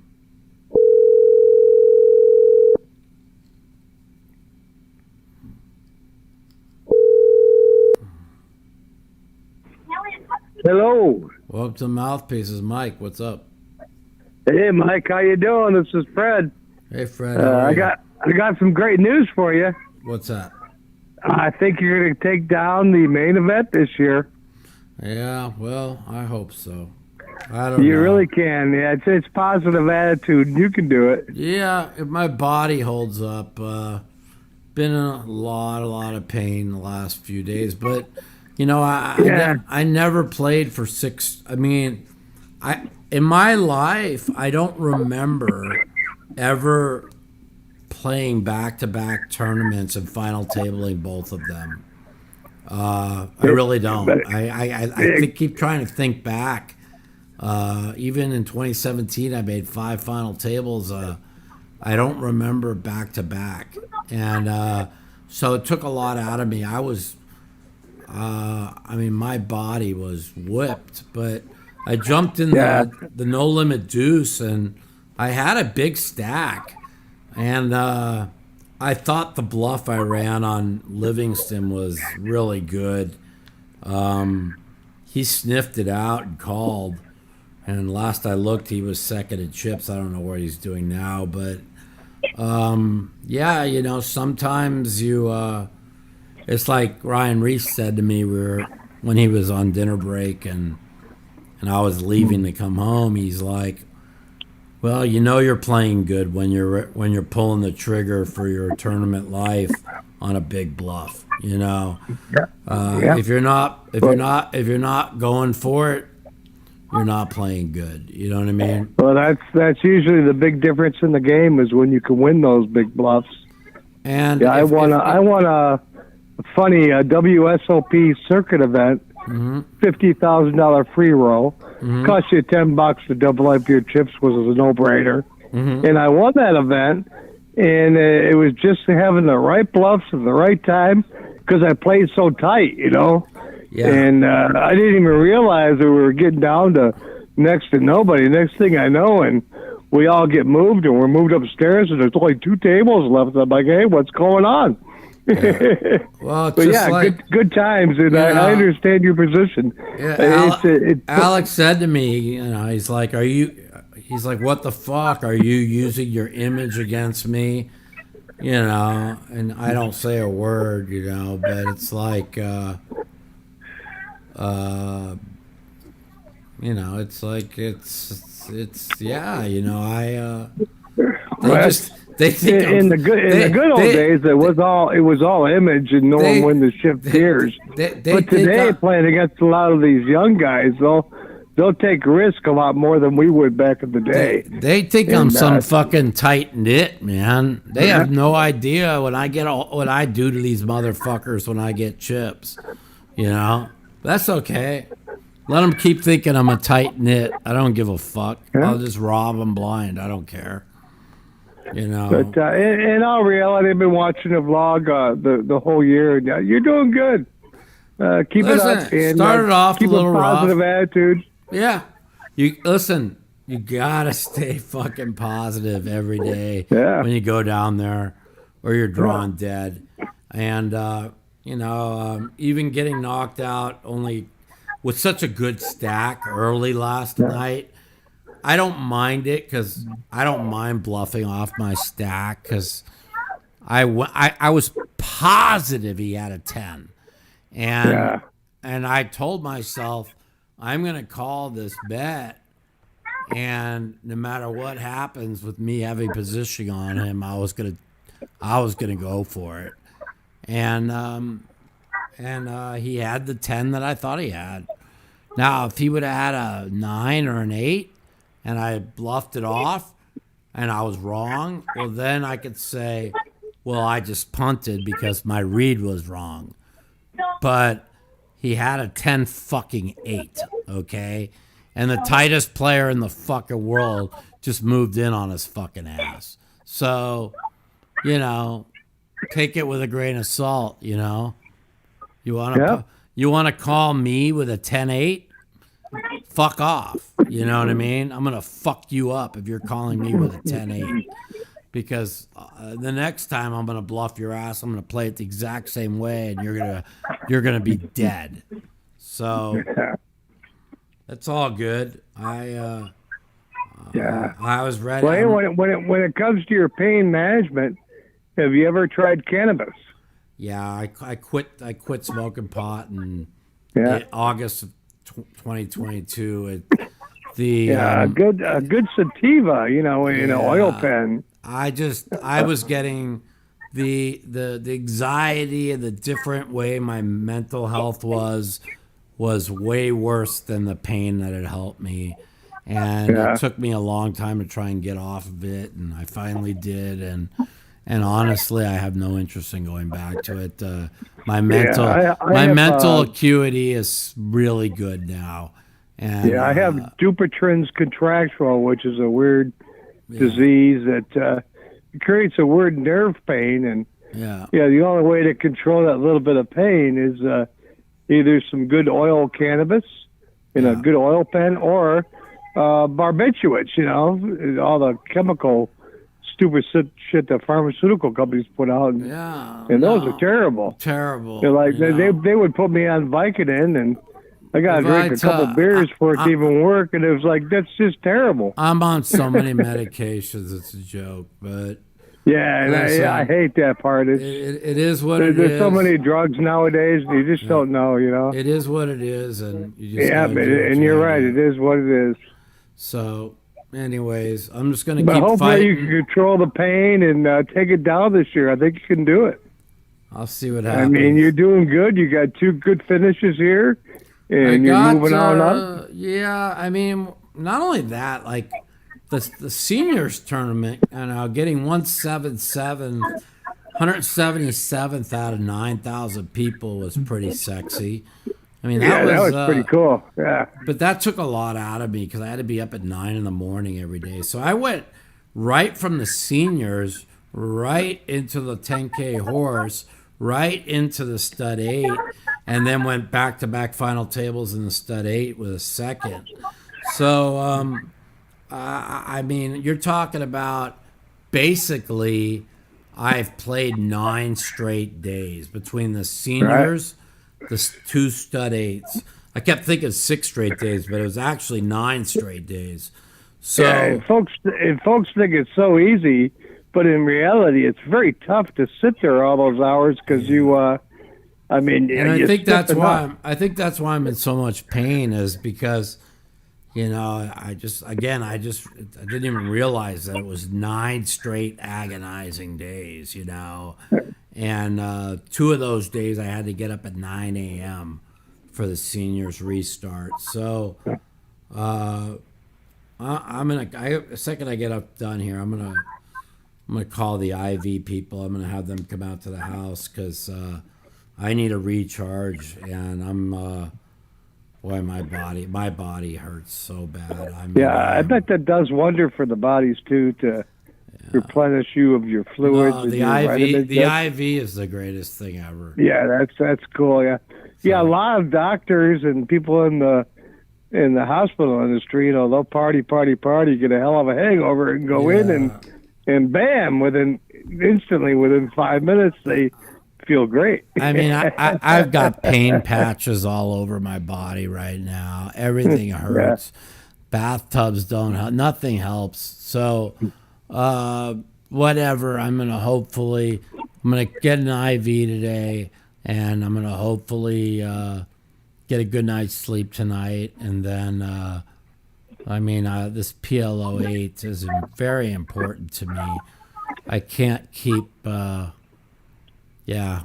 many fentanyl patches all over me. No, actually, they're lidocaine patches. So, well, definitely getting your rest is key to the game. Yeah, as any poker player understands, you have to. Phil's been taking too much rest, and listen, my body is not capable of. Well, I mean, I just went 9 straight days, and I did it. So it tells me that if I have to, I can make it through in the main event. But it's not going to be easy. But we'll see. You know, it's just I'm playing good. I'm playing good. The key is play good and have a goal, and that keeps you going. Yeah, that's all that matters. I wish you all the luck in the world. I appreciate it. And even better yet, I hope you kick some ass. Thanks, brother. Have a good one. I enjoy watching you throughout the years. Thank you so much. Have a good one. Yeah. All right. You too. Well, you have a great life, Mike. All right, buddy. Later. So, I've always tell you guys for years I'm like the best, one of the best, if not the best, split game players in the world.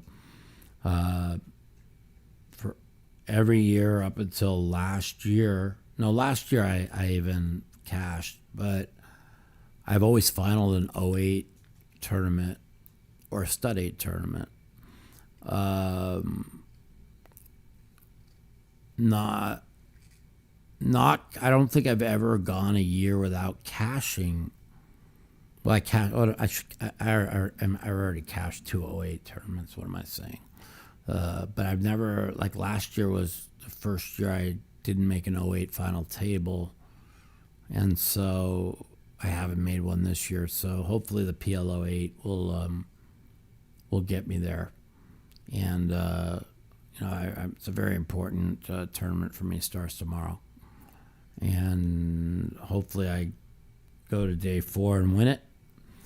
And if I've had very, very unlucky on the PLO 8s. On day 1s, just been really, really unlucky, and just haven't had good hands and just coolers. And before they put the 10K PLO 8 in, they had, I was deep in every one. Welcome to Mouthpiece, it's Mike. What up? What up? What up? Yo. Yo. Whoa. They want to see your shirt. They want to see my shirt? What does my shirt say? Oh, Corn Pop was a cool dude. Yeah, my man, Joe Biden, the greatest president of all time. Yeah, he's a real fucking idiot. A real fucking idiot. Welcome to Mouthpieces, Mike. Yo! Hello. What's up, man? What are you doing? Turn your fucking volume down a little bit. Oh, sorry. No Yeah. problem. Here, hold up a second. Yeah, I actually have a funny story to tell you something about here in a second. Sure, no problem. I'm at work here real quick, so all good. I played against you on Full Tilt when you were Full Tilt Pro, Yep. and I took a shot. I Yep. took a big shot with you. Yeah, you were at like some 10-20 Omaha game Yep. years ago, and you like rivered me like a straight. I had like a set and a flush, and you just called me all in. And I just always wanted to tell you that I've watched you and Danielle. Grew up playing poker myself too, but I thought it was really cool on Full Tilt back in the day when you could like sit down with the pros and like play. Yeah. And you don't really know all of us back then, but yeah, it was just, this is like way back in like 2004 or 5 or something crazy like this was years ago, long 20 years ago. And I just I wanted to say a little shout out to you. I've been watching your show for like an hour, and I'm like, I just randomly called in. So Oh, well, I appreciate it, man. Thanks a lot. Yeah, man. You know, it's like I was trying to get a podcast out, sometime during the World Series, and it's been like I said, I got a room down there, and it really, really changed my World Series a lot. So I really haven't been home, but when you play for 9 straight days, you just want to come home for a few days. So my little kitties are just laying on me all night last night, and they missed me a lot. So it felt pretty good to come home. They had a 10K Super Turbo Bounty today, plus they had a Big Bet Mix, I love the Big Bet Mix, but they're running at the same time as the PLO8, and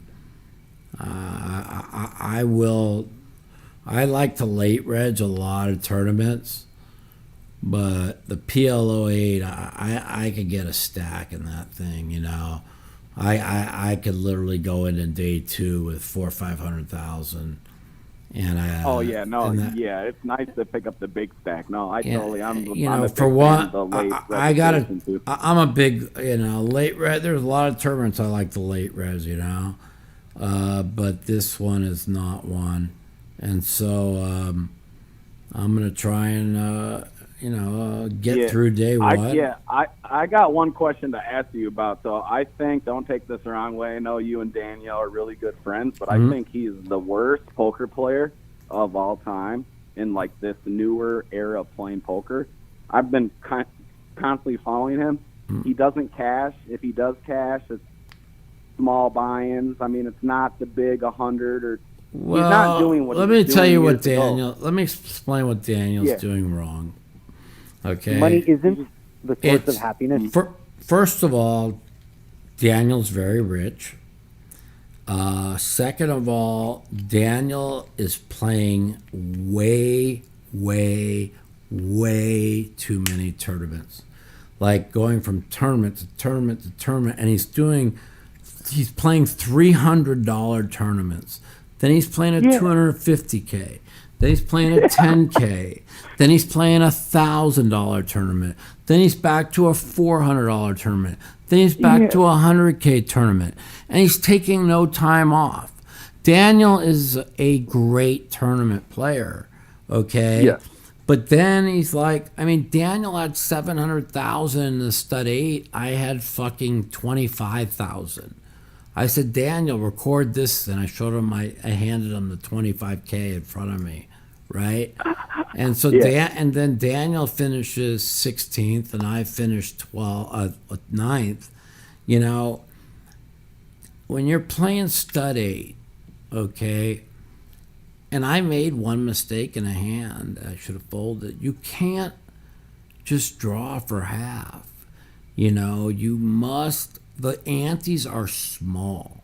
When you get to 700,000-800,000, you got to be playing ace baby or ace 3-5 or no worse than ace 4-6, because you got to make a high hand and a low. You got to make a two-way hand. It's not like a cash game where you're just fucking throwing the chips in.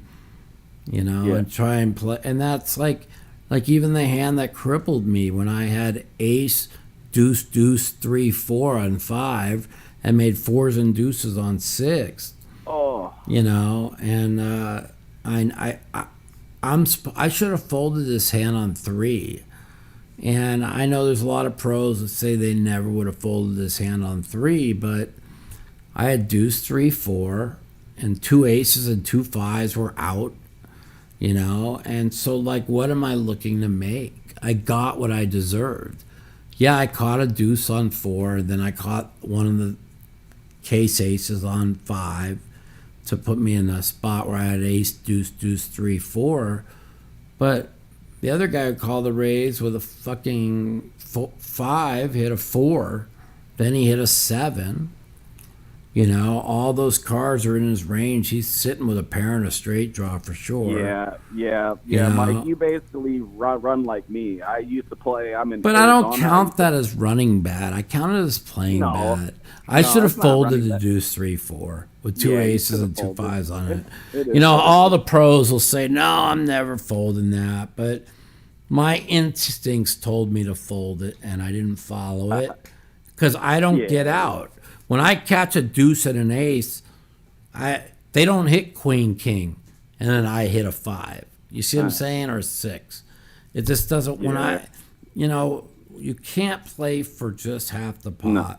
And I almost folded 6 when his board went 4, 5, 7, 8, because even though I had 2 pair and a 1, 2, 3, 4, I know people say, you can't fold there. Well, I had 1.5 big bets or 2.5 big bets, and that one big bet could change things. Maybe Chino doesn't call me with the king, queen, with the king, queen, jack, 7, deuce, trying to double me up. Yeah, and then I got another question to ask you. So nobody remembers this except for me. So are they gonna ever bring back the nuts? The game, the nuts, where you guys had your 2 cards on your forehead and it was a $10,000 bind. You guys gonna ever play that game again? Don't you remember that game? It was. They're not gonna ever bring that game back? Some idiots telling me I don't play high limit cash games in over a decade. That's all I do is play high limit cash games. So he doesn't even know what town he's in. That's crazy. No, I remember you, Daniel Negreanu, and Patrick Antonius and a bunch of other guys on Full Tilt doing the whole Full Tilt thing. That's when I was 15. I stole my dad's credit card. He knew that I did it. He knew I was a good player. I grew up playing poker in hockey. When I was younger, we'd go and travel. Our parents would give us $20 in quarters. We would just play 25, 50 cents as kids. And then when I got around 15, 14, my dad played poker on Poker Stars, and he's like, I'll send you money. So I played on his account until I was old enough to play. But that's where my learning, and I just would watch late night TV. But I remember when I was a really young kid, I remember you guys were playing a cool World Series of Poker game that they don't have anymore, where everybody would take their 2 hold'em hand and then they would flip it on their head. Don't you remember that game? Yeah, do you remember that? Yeah. That game was awesome, dude. That game was awesome. I just remember the really old school World Series of Poker stuff that they don't really the coverage was a little bit better. But no, I just wanted to call in, man. I've been a lifetime fan. I appreciate it, man. I appreciate it. Yeah, man. Even though you've gone through some bullshit in your life, I've worked for a guy like you that should be in the Hall of Fame. He was a golfer. Yeah, he made some mistakes, but dude, you can't take away what you won, so don't forget that. Just keep powering through all the bullcrap, man. I think you're a player, man. I knew I needed to win that bracelet the other day because they couldn't deny me, and it sucks. It is politics, so I get it. It sucks, but to make back-to-back final tables and get a second in the condition that my body is in is I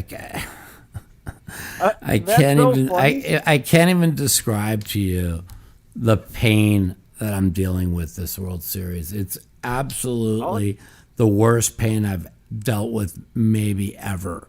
So, and I'm very worried. I think that I'm going No. Hey. Don't be worried. Don't be worried. Like, I'm worried I'm going to have the surgery again, man, because okay.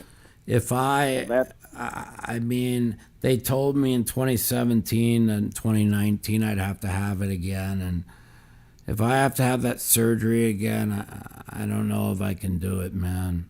I don't know. Yeah, well, I mean, health is more important than everything in life, man. So you need to poker's not an object anymore. You need to worry about your health eventually if that's the case. So I pray to God and make sure that you run good, brother. Thank you, brother. I appreciate it. You know, I felt like I'm going to win a no limit hold'em tournament this World Series. And, well, let's see what happens here. I mean, you got the game, dude. You got the game. You just need the confidence because this guy on the call. Listen, the thing that's important, like the first fucking 14, 20 days of the World Series, like you're right. You know, you just never make a hand. Like now, you go back to back final tables and you cash 6 or 7. You're zoned in. Now I'm going there believing I'm going to win. The confidence goes up when you start playing good.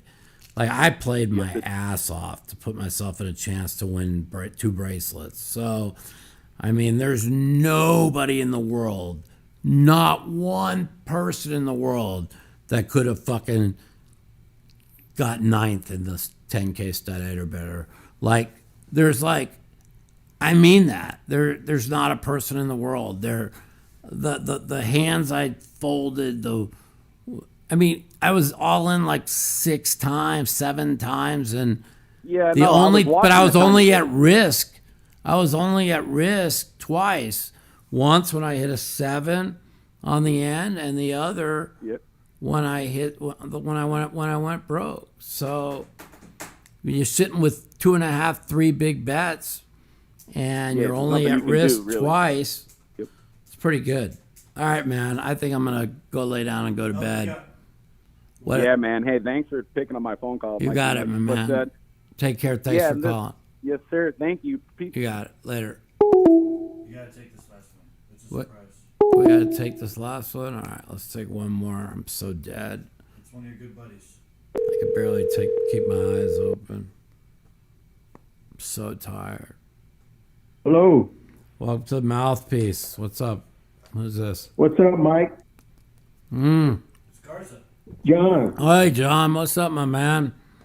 Nothing, dude. I just wanted to touch base with you and wish you luck for the main event. Thanks, buddy. I appreciate you very much. How's your health going? How's the walking going?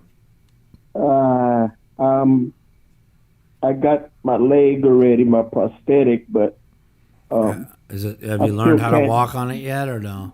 A little bit. I can walk into the restroom, which was a big change for me. Yeah, you no know? shit. Trust me, that's why I'm scared to have this surgery again, man. I remember, people had to I couldn't even go to the bathroom, and it was people just don't understand. They take small things for granted, and I know what you're feeling when you talk about the pain that you're going through, because I live through it every day. I know. I'm trying to start driving again, but my truck is not modified for a amputee, so I don't know what I'm going to do there. I'm thinking about starting a what do you call it? One of those, what do they call it? GoFundMe's. Yeah. But I don't know if I know enough people for that. Yeah. You know? Yeah, I get it, man. Listen. I've really. I mean, this World Series has been the most painful one, like for my body, that I could ever remember. It started off. I couldn't get out of pain.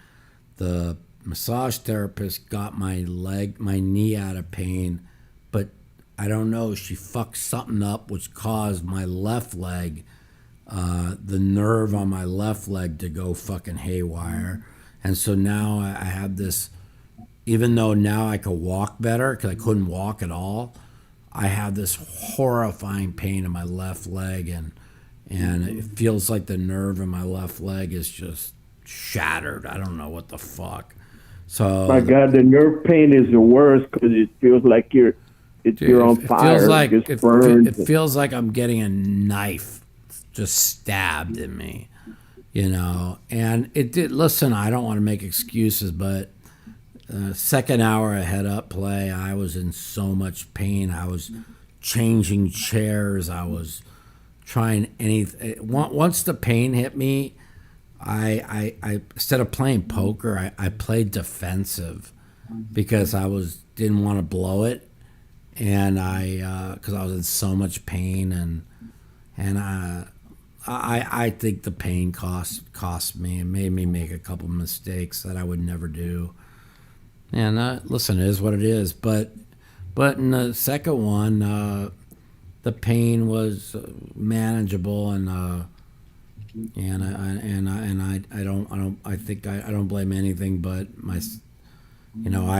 I got myself to the second final table on great play, and I made a tiny mistake, which most people say isn't a mistake, and if I catch a 5, 6, or 7 on the end of there, maybe I come and bounce back and I win it, but it wasn't meant to be. And but there's plenty of poker left. The PLO 8 tomorrow is very important to me, so I'm gonna go back to sleep. I'm gonna call get another IV, and I'm gonna have them come over, and then I'm gonna be ready to play tomorrow. So what's also good for you is just getting out. I'm speaking from experience because I know I haven't left my house since I got home from the hospital because I can't get out the front door because of a step. Yeah.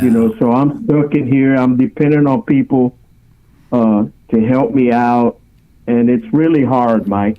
No, I get it. I get it, man. So, trust me. Have you talked to David Gray? How is he doing?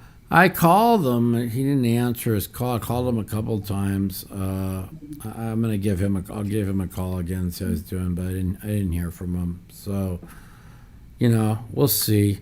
And like I said, I'm glad I came home for the day. I'm in a lot of pain. I need to order some food. I need to call the IV people, and I need to get myself ready. You should send me some donuts. Yeah, I ordered some fucking donuts. Oh, yeah, that's right. Dude, it was like 5 in the morning. So good, it was like 5 in the morning. I had to order the pink box donuts. That's what I ate. Like, I was in so much fucking pain. Only in Vegas? Because I've never heard of those.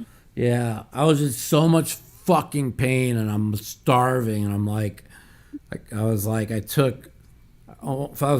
think the second time in my life I took 2 pain pills.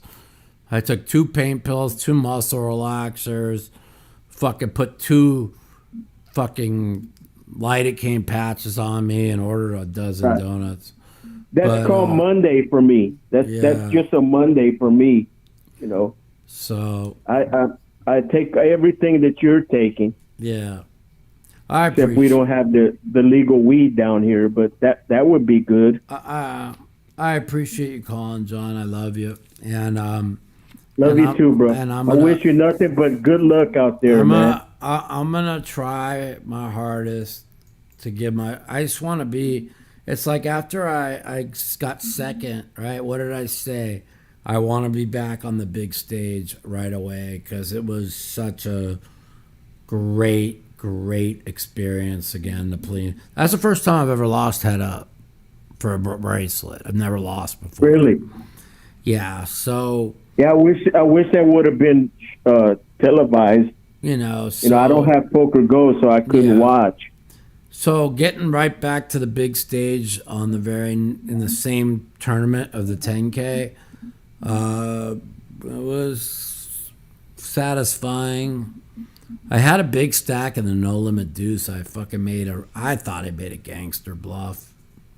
He sniffed it out and called me, but You know, I knew he had a 10. Now, if he would have had a 9 or an 8, and I would have misread him, then I would have said I punted it. But I knew he had a 10. Mike, how much can Daniel keep losing? I mean, how much money does the dude have? He's got a lot of money. So that's nothing to him. That $800,000 loss. It's like you losing a penny and me losing a fucking dollar. Fucking, he's made infinite money. I mean, but it has to catch up to him at some point. Any business can't lose that. You know. I mean, he lost like $700,000 on like a televised cash game. Like, I don't know. My God, Daniel's got a lot of money. He'll be all right. Yeah, that's a lot.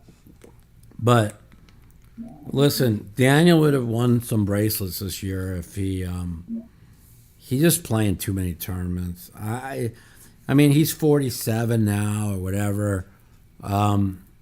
You gotta take a day off. I mean, he doesn't take anything off. I mean, there's he thinks he's Rocky. You know, it's like same with Sean Deeb. Like Sean Deeb got a bracelet, and he's been really deep in all of them. But man, I've watched like the stud 8. I thought he just played really bad. He told me in the Jason Mercier got one too. I don't know how he did it. He just shows up and picks up a bracelet like it's nothing. Jeez, man. Doesn't even play for 5 years. Comes back, picks up a bracelet. He can't be that good. Well, you know, they're all good. Maybe his opponents weren't all that great. You know, they're all good, you know, but it's like it's a big difference when, you know, like when they're I'm not making excuses, but you know, it's hard to play when you're in a lot of pain and you make one mistake. That's so true, man. You make one mistake late, you're fucked. And I made both tournaments and both stud 8s, I made one mistake. And for a normal person, they wouldn't even call it a mistake, and it fucking buried me. And every one of them would have played that hand, and every one of them would have said you did nothing wrong. But I know what a mistake is, and I paid for it. The guy I played head up, he made 3 mistakes. He got away with all 3. That's the difference, you know. But that doesn't give me an excuse to make the mistake I made. See what I mean? No, it doesn't matter. If he makes the 3 mistakes and gets away with it, okay, that's fine. If I don't make the 2 small mistakes I made, which I always get punished when I make a mistake, then I still probably win. So you know your limit. I know I can't make mistakes. Okay, I don't make a mistake and get out. You know what I'm saying? I don't make a mistake if I get it in on no limit hold'em with Ace Jack versus Ace Queen. There's no Jack coming. Okay. But I think your time is coming, Mike. Don't be so hard on yourself. I know. I am hard on myself, but that's the thing. You give yourself Don't just dwell on it. You'll be okay, man. Your time is coming, man. Just keep competing, man. That's it. Keep competing. That's all I want to do. So we'll see. All right, my man. God bless you. I'll be praying for you, dude. I hope you pull one off, man. Thank you, brother. And I'm gonna get off here and call the IV people and get me a good night's sleep, order some food, and get ready for tomorrow. All right, my man. I just ordered some tacos. Oh, yeah, maybe I'll do that. You got some right here. Yeah. All right, Mikey. Good talking to you, bro. Love you, man. You take care of yourself. All right, later. Later. All right, everybody. Listen, man, I'm glad I was able to come on here for an hour and a half. I don't know how long. How long have we been on? 2 hours and 10 minutes. 2 hours and 10 minutes. So, give you an insight. This idiot's gonna have these vlogs up. The 10K. I mean, the 1500 vlog's amazing, but yes, the 10K when Chad Eversledge grenades the chips on the bubble to this guy who ends up getting third. The guy had zero chance of. He just found $100,000 in the street. When you see what this idiot did in the vlog, it's pretty special. All right, guys. I'll talk to you after I win the PLO 8 or the main event or something's coming up. I'm playing really good, so we'll see. Talk to you guys very soon on the Mouthpiece. I love you all. Take care. The Mouthpiece.